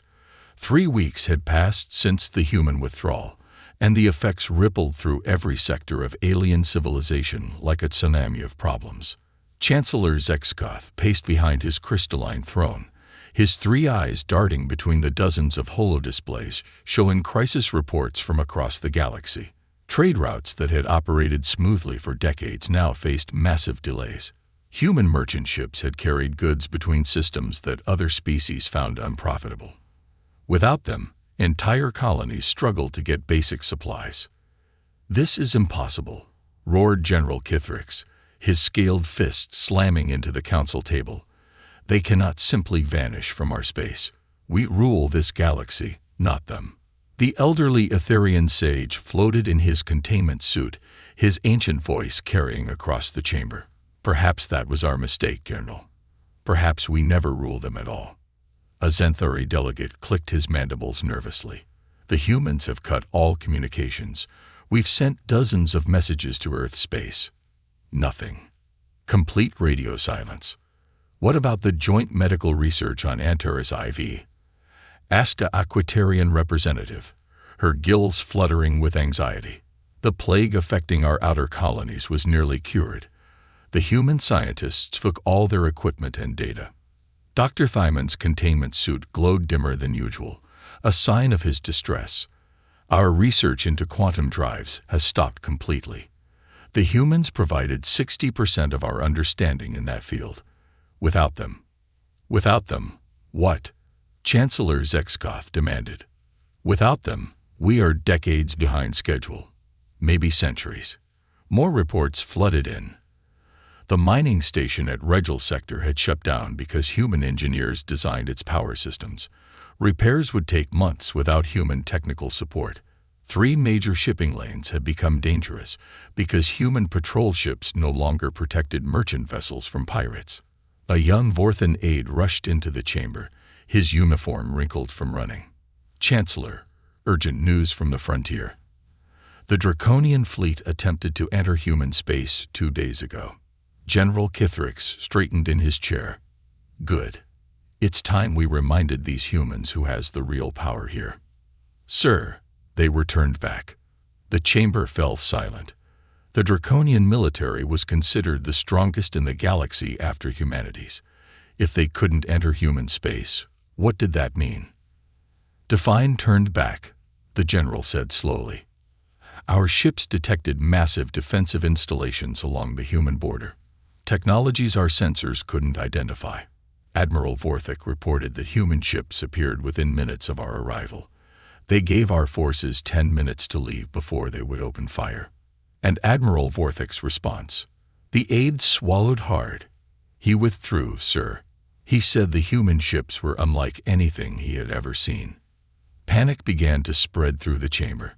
Council members spoke in hurried whispers in dozens of languages. The humans had always been known for their scientific and engineering capabilities, but this suggested something far beyond what anyone had imagined. "How many human ships?" asked a Regelian delegate. "Unknown, sir. They seemed to appear from nowhere and disappeared just as quickly." Chancellor Zexakoth's eye stalks twisted with anger. "This is unacceptable. The humans must be brought back into the council, by force if necessary." Dr. Thymon's ancient voice cut through the growing chaos. "Chancellor, perhaps we should consider that our approach was flawed from the beginning." "What do you mean, old one?" "We treated them as a minor power to be controlled. We demanded they give up their military, their independence, their dignity. And now we discover we may have lost our greatest ally." "Ally?" General Kithrix spat. "They are subjects who forgot their place." "Are they?" Dr. Thymon asked quietly. "Think about it. Human doctors helped cure the Xanthari plague. Human engineers built half our infrastructure. Human scientists advanced our technology by centuries. Human merchants connected our economies. Human soldiers fought beside us against the pirates at the rim. The chamber grew quiet as the reality sank in. For decades, humans had been the galaxy's problem solvers, the species that made things work. And now they were gone. "So what do we do?" asked the Aquatarian delegate. Chancellor Zexakov's eyes glowed with determination. "We show them they need us more than we need them. Cut off all remaining ties. Block their ships from using our trade routes. They'll come crawling back within a month." Dr. Thyman shook his head sadly in his containment suit. "I fear, Chancellor, that you still do not understand. They didn't leave because they needed us. They left because they didn't." 6 months had passed since the human withdrawal. Captain Yorick of the Xanthari exploration vessel ZES Wanderer stared at his sensor readings with growing disbelief. His ship drifted at the edge of human space, far from any major trade routes or diplomatic channels. "Increase sensor resolution," he ordered his science officer. "I want to know what we're looking at." The display shimmered and revealed something impossible. A wall of defensive stations stretched across space as far as their sensors could detect. Each station bristled with weapons and energy collectors that defied classification. Between them floated massive metal structures that hummed with unknown power. "Captain," his engineering officer whispered, "these energy readings are off the charts. Each of those stations is producing more power than our entire homeworld." Yorick had approached human space, hoping to re-establish contact. The Xanthari had always maintained good relations with humanity. They had worked together on dozens of scientific projects. Surely the humans would listen to them. "Take us closer." Slowly, the Wanderer crept forward, its sensors recording everything. The defensive grid was unlike anything in the galactic databases. The technology appeared decades ahead of what humans had possessed just months ago. "Movement ahead," reported the tactical officer. 3 vessels approaching fast. The ships that emerged from the defensive grid made Yorick's crew gasp. Sleek, angular vessels with surfaces that seemed to shift and change as they moved. They were clearly human in design, but radically advanced from anything seen before.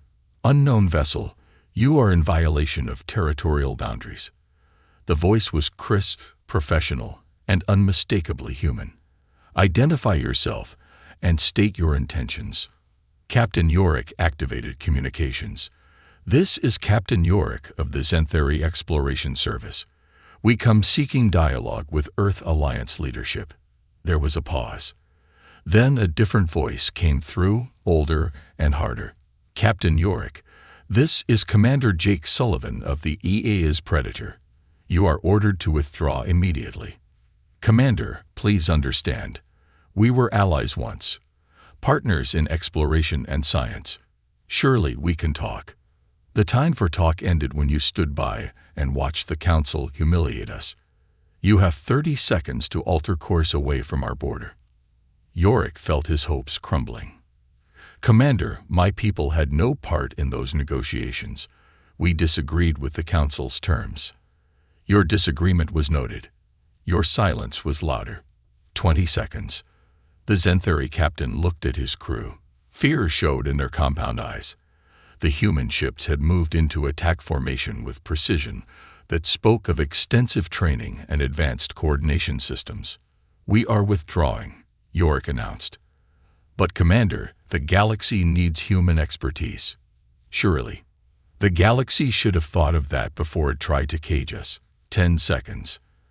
As the Wanderer turned away, its sensors detected movement throughout human space. Massive construction projects dotted every system. Industrial complexes larger than any in alien space worked without pause. Mining operations pulled resources from asteroids at impossible speeds. "Captain," the science officer said quietly, "those aren't just defensive stations. They're building something. Multiple somethings. The resource consumption alone suggests projects on a scale we've never seen." Commander Sullivan's voice came through one last time. "Captain Yorick, deliver this message to your leaders. Humanity has withdrawn from galactic affairs. We will defend our borders. We will protect our people. We will not be provoked, controlled, or manipulated ever again." The transmission ended. The human ships vanished back into their defensive grid as quickly as they had appeared. The Wanderer limped back toward Xanthari space, carrying news that would shake the foundations of the Galactic Council. Hours later, Yorick stood before the Xanthari High Command, his report causing chaos in their crystalline chambers. "They've changed," he concluded. "Fundamentally changed. The humans we knew, who worked with us, who laughed with us over shared meals in our laboratories.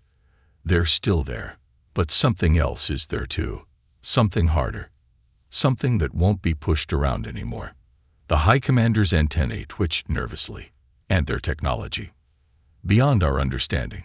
Whatever they've been doing in isolation, they've made advances that should have taken decades, maybe centuries. And their intentions."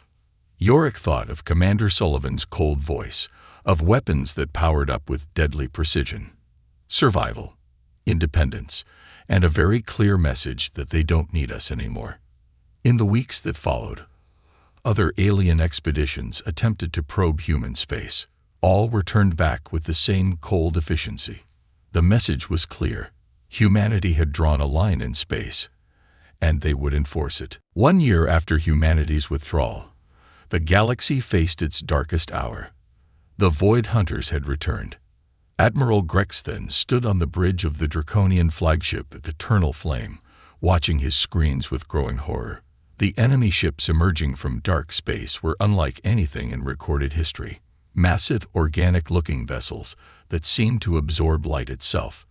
They moved like living creatures, pulsing with dark energy. "How many?" he asked his tactical officer. 200 confirmed, sir. Possibly more. They're emerging from multiple jump points simultaneously." The Void Hunters had been legend to most species, ancient enemies that had terrorized the galaxy thousands of years ago before vanishing into the unknown regions. Now they had returned with ships that dwarfed anything the Council commanded. "Signal the Council fleet. All ships engage."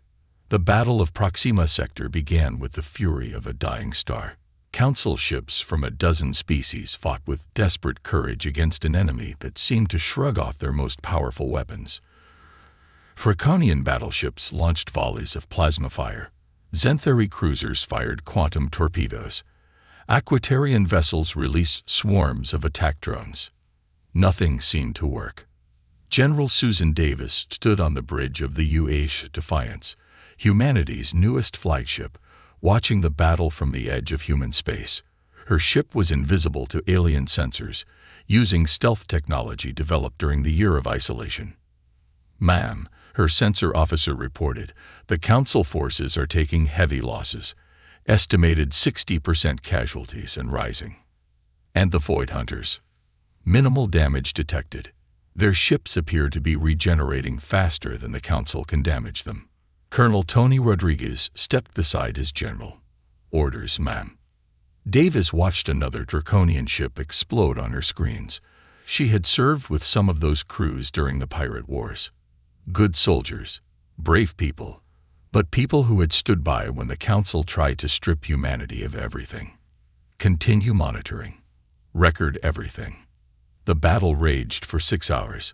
One by one, Council ships were destroyed or forced to retreat. The Eternal Flame itself, pride of the Draconian fleet, died in a burst of dark energy that tore it apart from the inside. As the survivors limped away, the Void Hunters began their advance toward the inner systems. Their target was clear: Nexus Prime, the Council's capital. On the surface of Xanthari Prime, Dr. Thyman watched emergency broadcasts in his laboratory. Refugee ships filled the skies, fleeing the outer colonies as Void Hunter fleets advanced. The old scientist had spent decades studying ancient texts about these creatures. He knew what was coming. His aide rushed into the room. "Doctor, the High Command is requesting all available data on the Void Hunters." "It's too late for that," Thyman said sadly. "We had our chance 1,000 years ago. The humans had weapons that could hurt them. The previous alliance drove them back." "Humans? But sir, the current humans have no memory of those wars." "No memory, perhaps, but they have the same spirit, the same refusal to surrender. Across the galaxy, similar scenes played out. The Council's greatest military leaders met in emergency session, their faces grim with the reality of their situation. They had lost half their fleet in a single battle. The enemy was advancing on multiple fronts, and their greatest hope for survival had withdrawn from all contact. Chancellor Zexkoth paced his war room, his three eyes wild with desperation. Send another message to the humans. Offer them anything they want. Full council membership, trade privileges, territory. His aide looked up nervously. Sir, we've sent 47 messages in the past month. No responses. Send another. General Kithrix, his scales scared from his escape from Proxima Sector, spoke quietly. They're not going to help us. Why should they? We showed them no respect when we had the power. Now they have it. But surely they understand the threat. The Void Hunters will come for them too. Dr. Thymon's voice came through the communication system. Chancellor, I've run projections based on the human defensive grid. Their technology appears capable of holding the Void Hunters at bay indefinitely. Then they'll survive while we all die. That appears to be their plan. On the UHS Defiance, General Davis received a final transmission from the Council. Chancellor Zexkoth himself appeared on screen, his pride finally broken. General Davis, I know you're listening.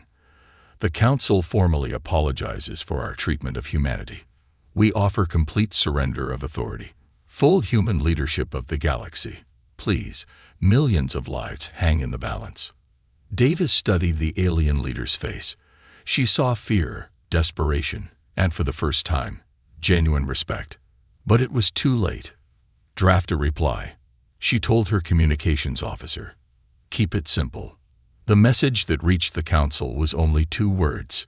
Good luck. The Void Hunter fleets carved through space like a plague of darkness. Each day brought new reports of fallen worlds, destroyed colonies, and millions of lives lost. The once mighty Galactic Council's resistance crumbled as system after system fell to the relentless advance. Chancellor Zexkoth stood in his private chamber on Nexus Prime, staring at a holographic map of the galaxy. Red marks showed Void Hunter positions. They were everywhere now, closing in on the core worlds like a tightening noose. His hand shook as he recorded yet another message to Earth. President Lopes, I speak to you now not as Chancellor of the Council, but as one being to another. We were wrong. Completely, utterly wrong. We offer you everything. Full membership in the Council with veto power over all decisions, autonomous human territories, military command of all Council forces. Name your price, please. On Earth, President Maria Lopez received the transmission in her office overlooking the rebuilt skyline of Neo-Washington. The city gleamed with new architecture that blended human engineering with technologies developed during the year of isolation. Beside her, General Henry Clark reviewed reports from the front lines. It's the 20th message this week, Lopes said, her voice tired. Each one more desperate than the last. Clark nodded grimly. Our scouts report the Void Hunters are 3 systems away from Nexus Prime. The Council's last fleet was destroyed at Rydell yesterday. Any word from Admiral Barnes about the border situation? The Void Hunters sent a probe fleet toward our territory. Our automated defenses destroyed them before they got within a light year of our ships. They haven't tried again. Lopes turned back to the window. The weight of decision pressed on her shoulders. She had been a senator during the negotiations, had watched the Council's arrogance firsthand. Part of her felt satisfaction seeing them humbled. But millions of innocent beings were dying. What's our capability against the Void Hunters? Clark pulled up tactical displays. Our new ships are specifically designed to counter their technology. Project Prometheus weapons can disrupt their regeneration. Our shield matrices can deflect their energy drain attacks. We could turn the tide. But it would cost us. We'd have to commit our entire fleet, risk everything we've built in the past year. And for what? So the Council can go back to treating us like junior partners. President Lopes walked to her desk and picked up a framed photo. It showed her son in his military uniform, one of the thousands of human soldiers who had died defending alien worlds during the Pirate Wars.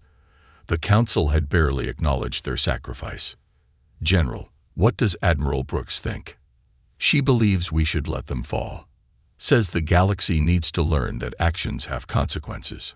Half a galaxy away, on the bridge of the UH Defiance, General Davis watched through long-range sensors as Void Hunter ships surrounded another world.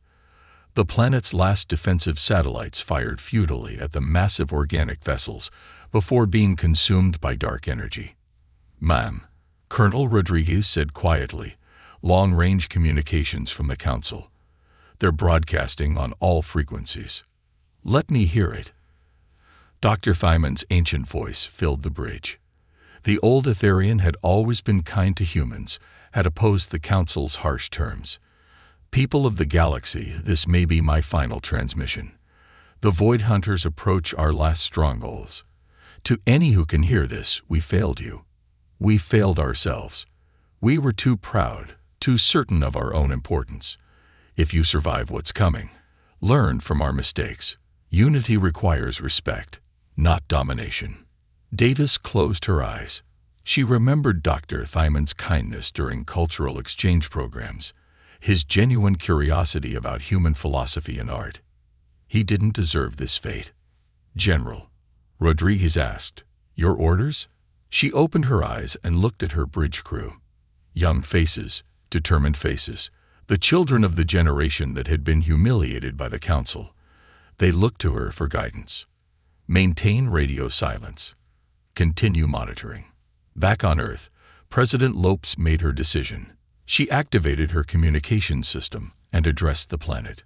"Citizens of Earth, the Galactic Council faces extinction at the hands of an ancient enemy. They have begged for our help, offering us everything they once refused to grant. Some will say we should help because it's the right thing to do. Others will say we should let them fall as payment for their arrogance. I believe we should remember what makes us human. We don't help others because they deserve it. We help because we're better than their worst impulses." She paused, then shook her head. "But sometimes, being human also means accepting that pride has a price. The Council chose their path. They must walk it to the end." The transmission ended. Across human space, the message was clear. Earth would defend itself, but the galaxy would fall or rise without human intervention. The age of human submission was over. The age of human isolation had begun. The final battle for Nexus Prime began at dawn. Void Hunter ships blotted out the stars, their massive forms moving like dark clouds across space. On the surface of the capital world, alien civilians looked up at the burning sky and knew their time had come. Admiral Grex then commanded the last Council fleet from his damaged cruiser. Only 40 ships remained from the thousands that had once patrolled galactic space. His crew worked desperately to repair weapons systems while the enemy surrounded them. "All ships, this is Admiral Grexton. We make our stand here. For our worlds, for our families, for our future. Fight well." The Draconian ships charged forward, their weapons blazing against the darkness. The Zenthari cruisers followed, firing every torpedo they had. Even the peaceful Aquatarian vessels joined the hopeless assault, their crews knowing they would not see another dawn. The Void Hunters responded with terrible efficiency. Dark energy beams lanced through space, cutting through armor like paper. One by one, the Council ships died. The Zenthari flagship Exploration exploded in a burst of blue flame. The Aquarian vessel Golden Current was swallowed whole by a Void Hunter mouth ship. On the surface, Chancellor Zexkoth stood in the Council bunker with the remnants of galactic leadership. Through reinforced windows, they'd watched their world burn. Void Hunter ground forces had landed, spreading across continents like a disease. "Estimated time until the bunker falls?" he asked his aide. 6 hours, sir, maybe less." Dr. Thymon floated in his containment suit beside them, his ancient eyes sad but peaceful. "I had hoped to see the stars united again in my lifetime. Perhaps someone somewhere will rebuild what we destroyed through our arrogance." In space, Captain Greg Parker of the UHS Vengeance watched the battle through high-powered scopes. His ship remained hidden beyond the system's edge, its advanced stealth keeping it invisible to both Council and Void Hunter sensors. His communications officer looked up hopefully. "Sir, we're receiving emergency broadcasts from the surface. Civilian populations requesting immediate evacuation." Parker had served in the border wars, had fought alongside many of the species now dying before his eyes. He remembered sharing meals with Xanthari engineers, discussing art with Etherian philosophers, trading jokes with Draconian pilots. "Sir," the officer asked again. Captain Parker closed his eyes for a moment, then shook his head. "Maintain radio silence. These are not our people anymore." The last Council ship died 2 hours later. Admiral Grexton's cruiser held out the longest, its crew fighting room by room as Void Hunter boarding parties cut through the hull. The Admiral's final transmission was simple: "Remember us as we were, not as we became." On Nexus Prime's surface, the civilian population fled through underground tunnels as Void Hunter creatures stalked the streets. The beautiful crystal spires that had stood for millennia crumbled under dark energy weapons. Libraries containing the knowledge of a dozen civilizations burned. In the Council bunker, power failed. Emergency lighting cast eerie shadows on alien faces as they prepared for the end. Chancellor Zexgoth recorded one last message. "To whoever finds this record, know that the Galactic Council fell not to external enemies, but to our own pride. We had allies who could have saved us. We had friends who trusted us. We threw it all away because we couldn't see past our own importance. Learn from our mistake. Respect is earned, not taken." The bunker doors exploded inward.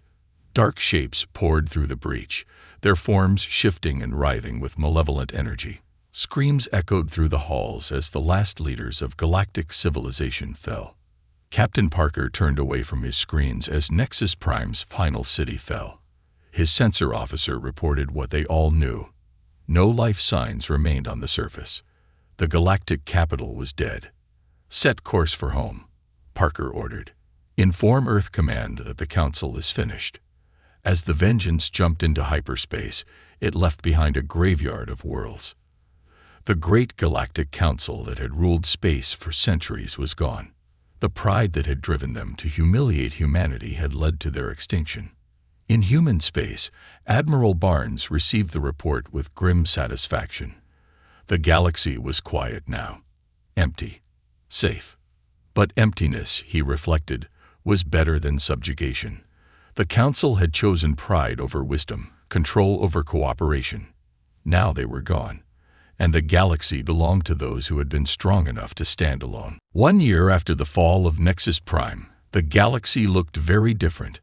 Where once the Galactic Council had ruled with iron authority, now silence reigned over dead worlds and empty space stations. The Void Hunters had vanished as mysteriously as they had arrived, leaving behind only ruins and memories. President Maria Lopes stood on the steps of the Global Assembly building in Neo-Washington, addressing not just Earth but the entire human colonial network. Behind her, Admiral Helen Brooks and General Henry Clark represented the military might that had kept humanity safe during the darkest times. "My fellow humans," President Lopes began, her voice carrying across space through quantum communications, "we stand today as the inheritors of a galaxy we did not seek to rule. We are no longer the junior partners asking for scraps at the council table. We are the only major civilization left." In the crowd, humans from every world and station listened. Some had been born on distant colonies, others in the orbital habitats that now dotted human space. All shared the knowledge that their people had survived through strength and isolation, while others had perished through arrogance. "We did not choose this path out of cruelty," the president continued. "We chose it out of necessity. The council taught us a hard lesson. Respect cannot be negotiated. It must be earned and freely given."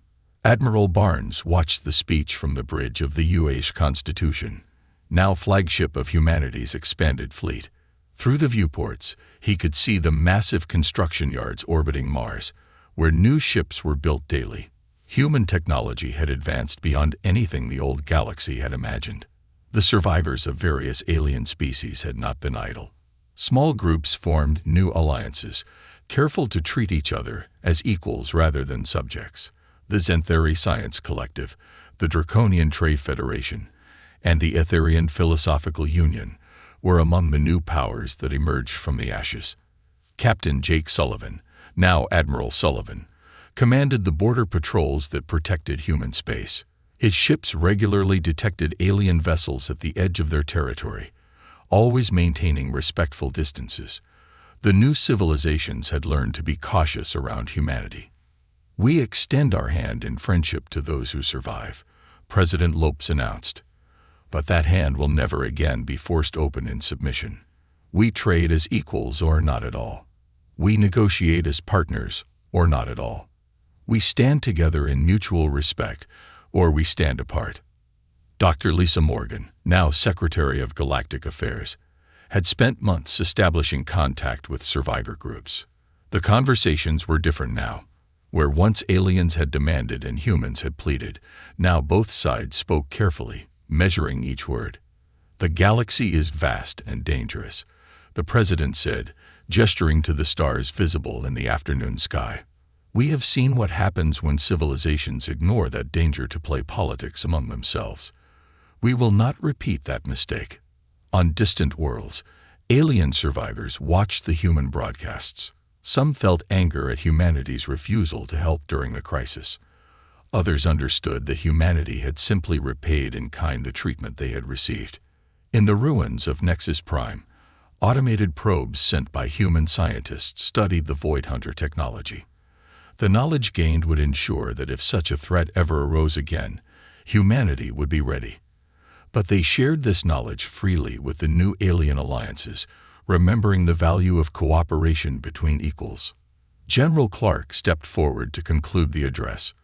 "We are stronger now than we have ever been. Not because we conquered anyone, but because we refused to be conquered. Not because we demanded submission, but because we walked away when others demanded ours." As the ceremony ended, humans across the galaxy returned to their daily lives.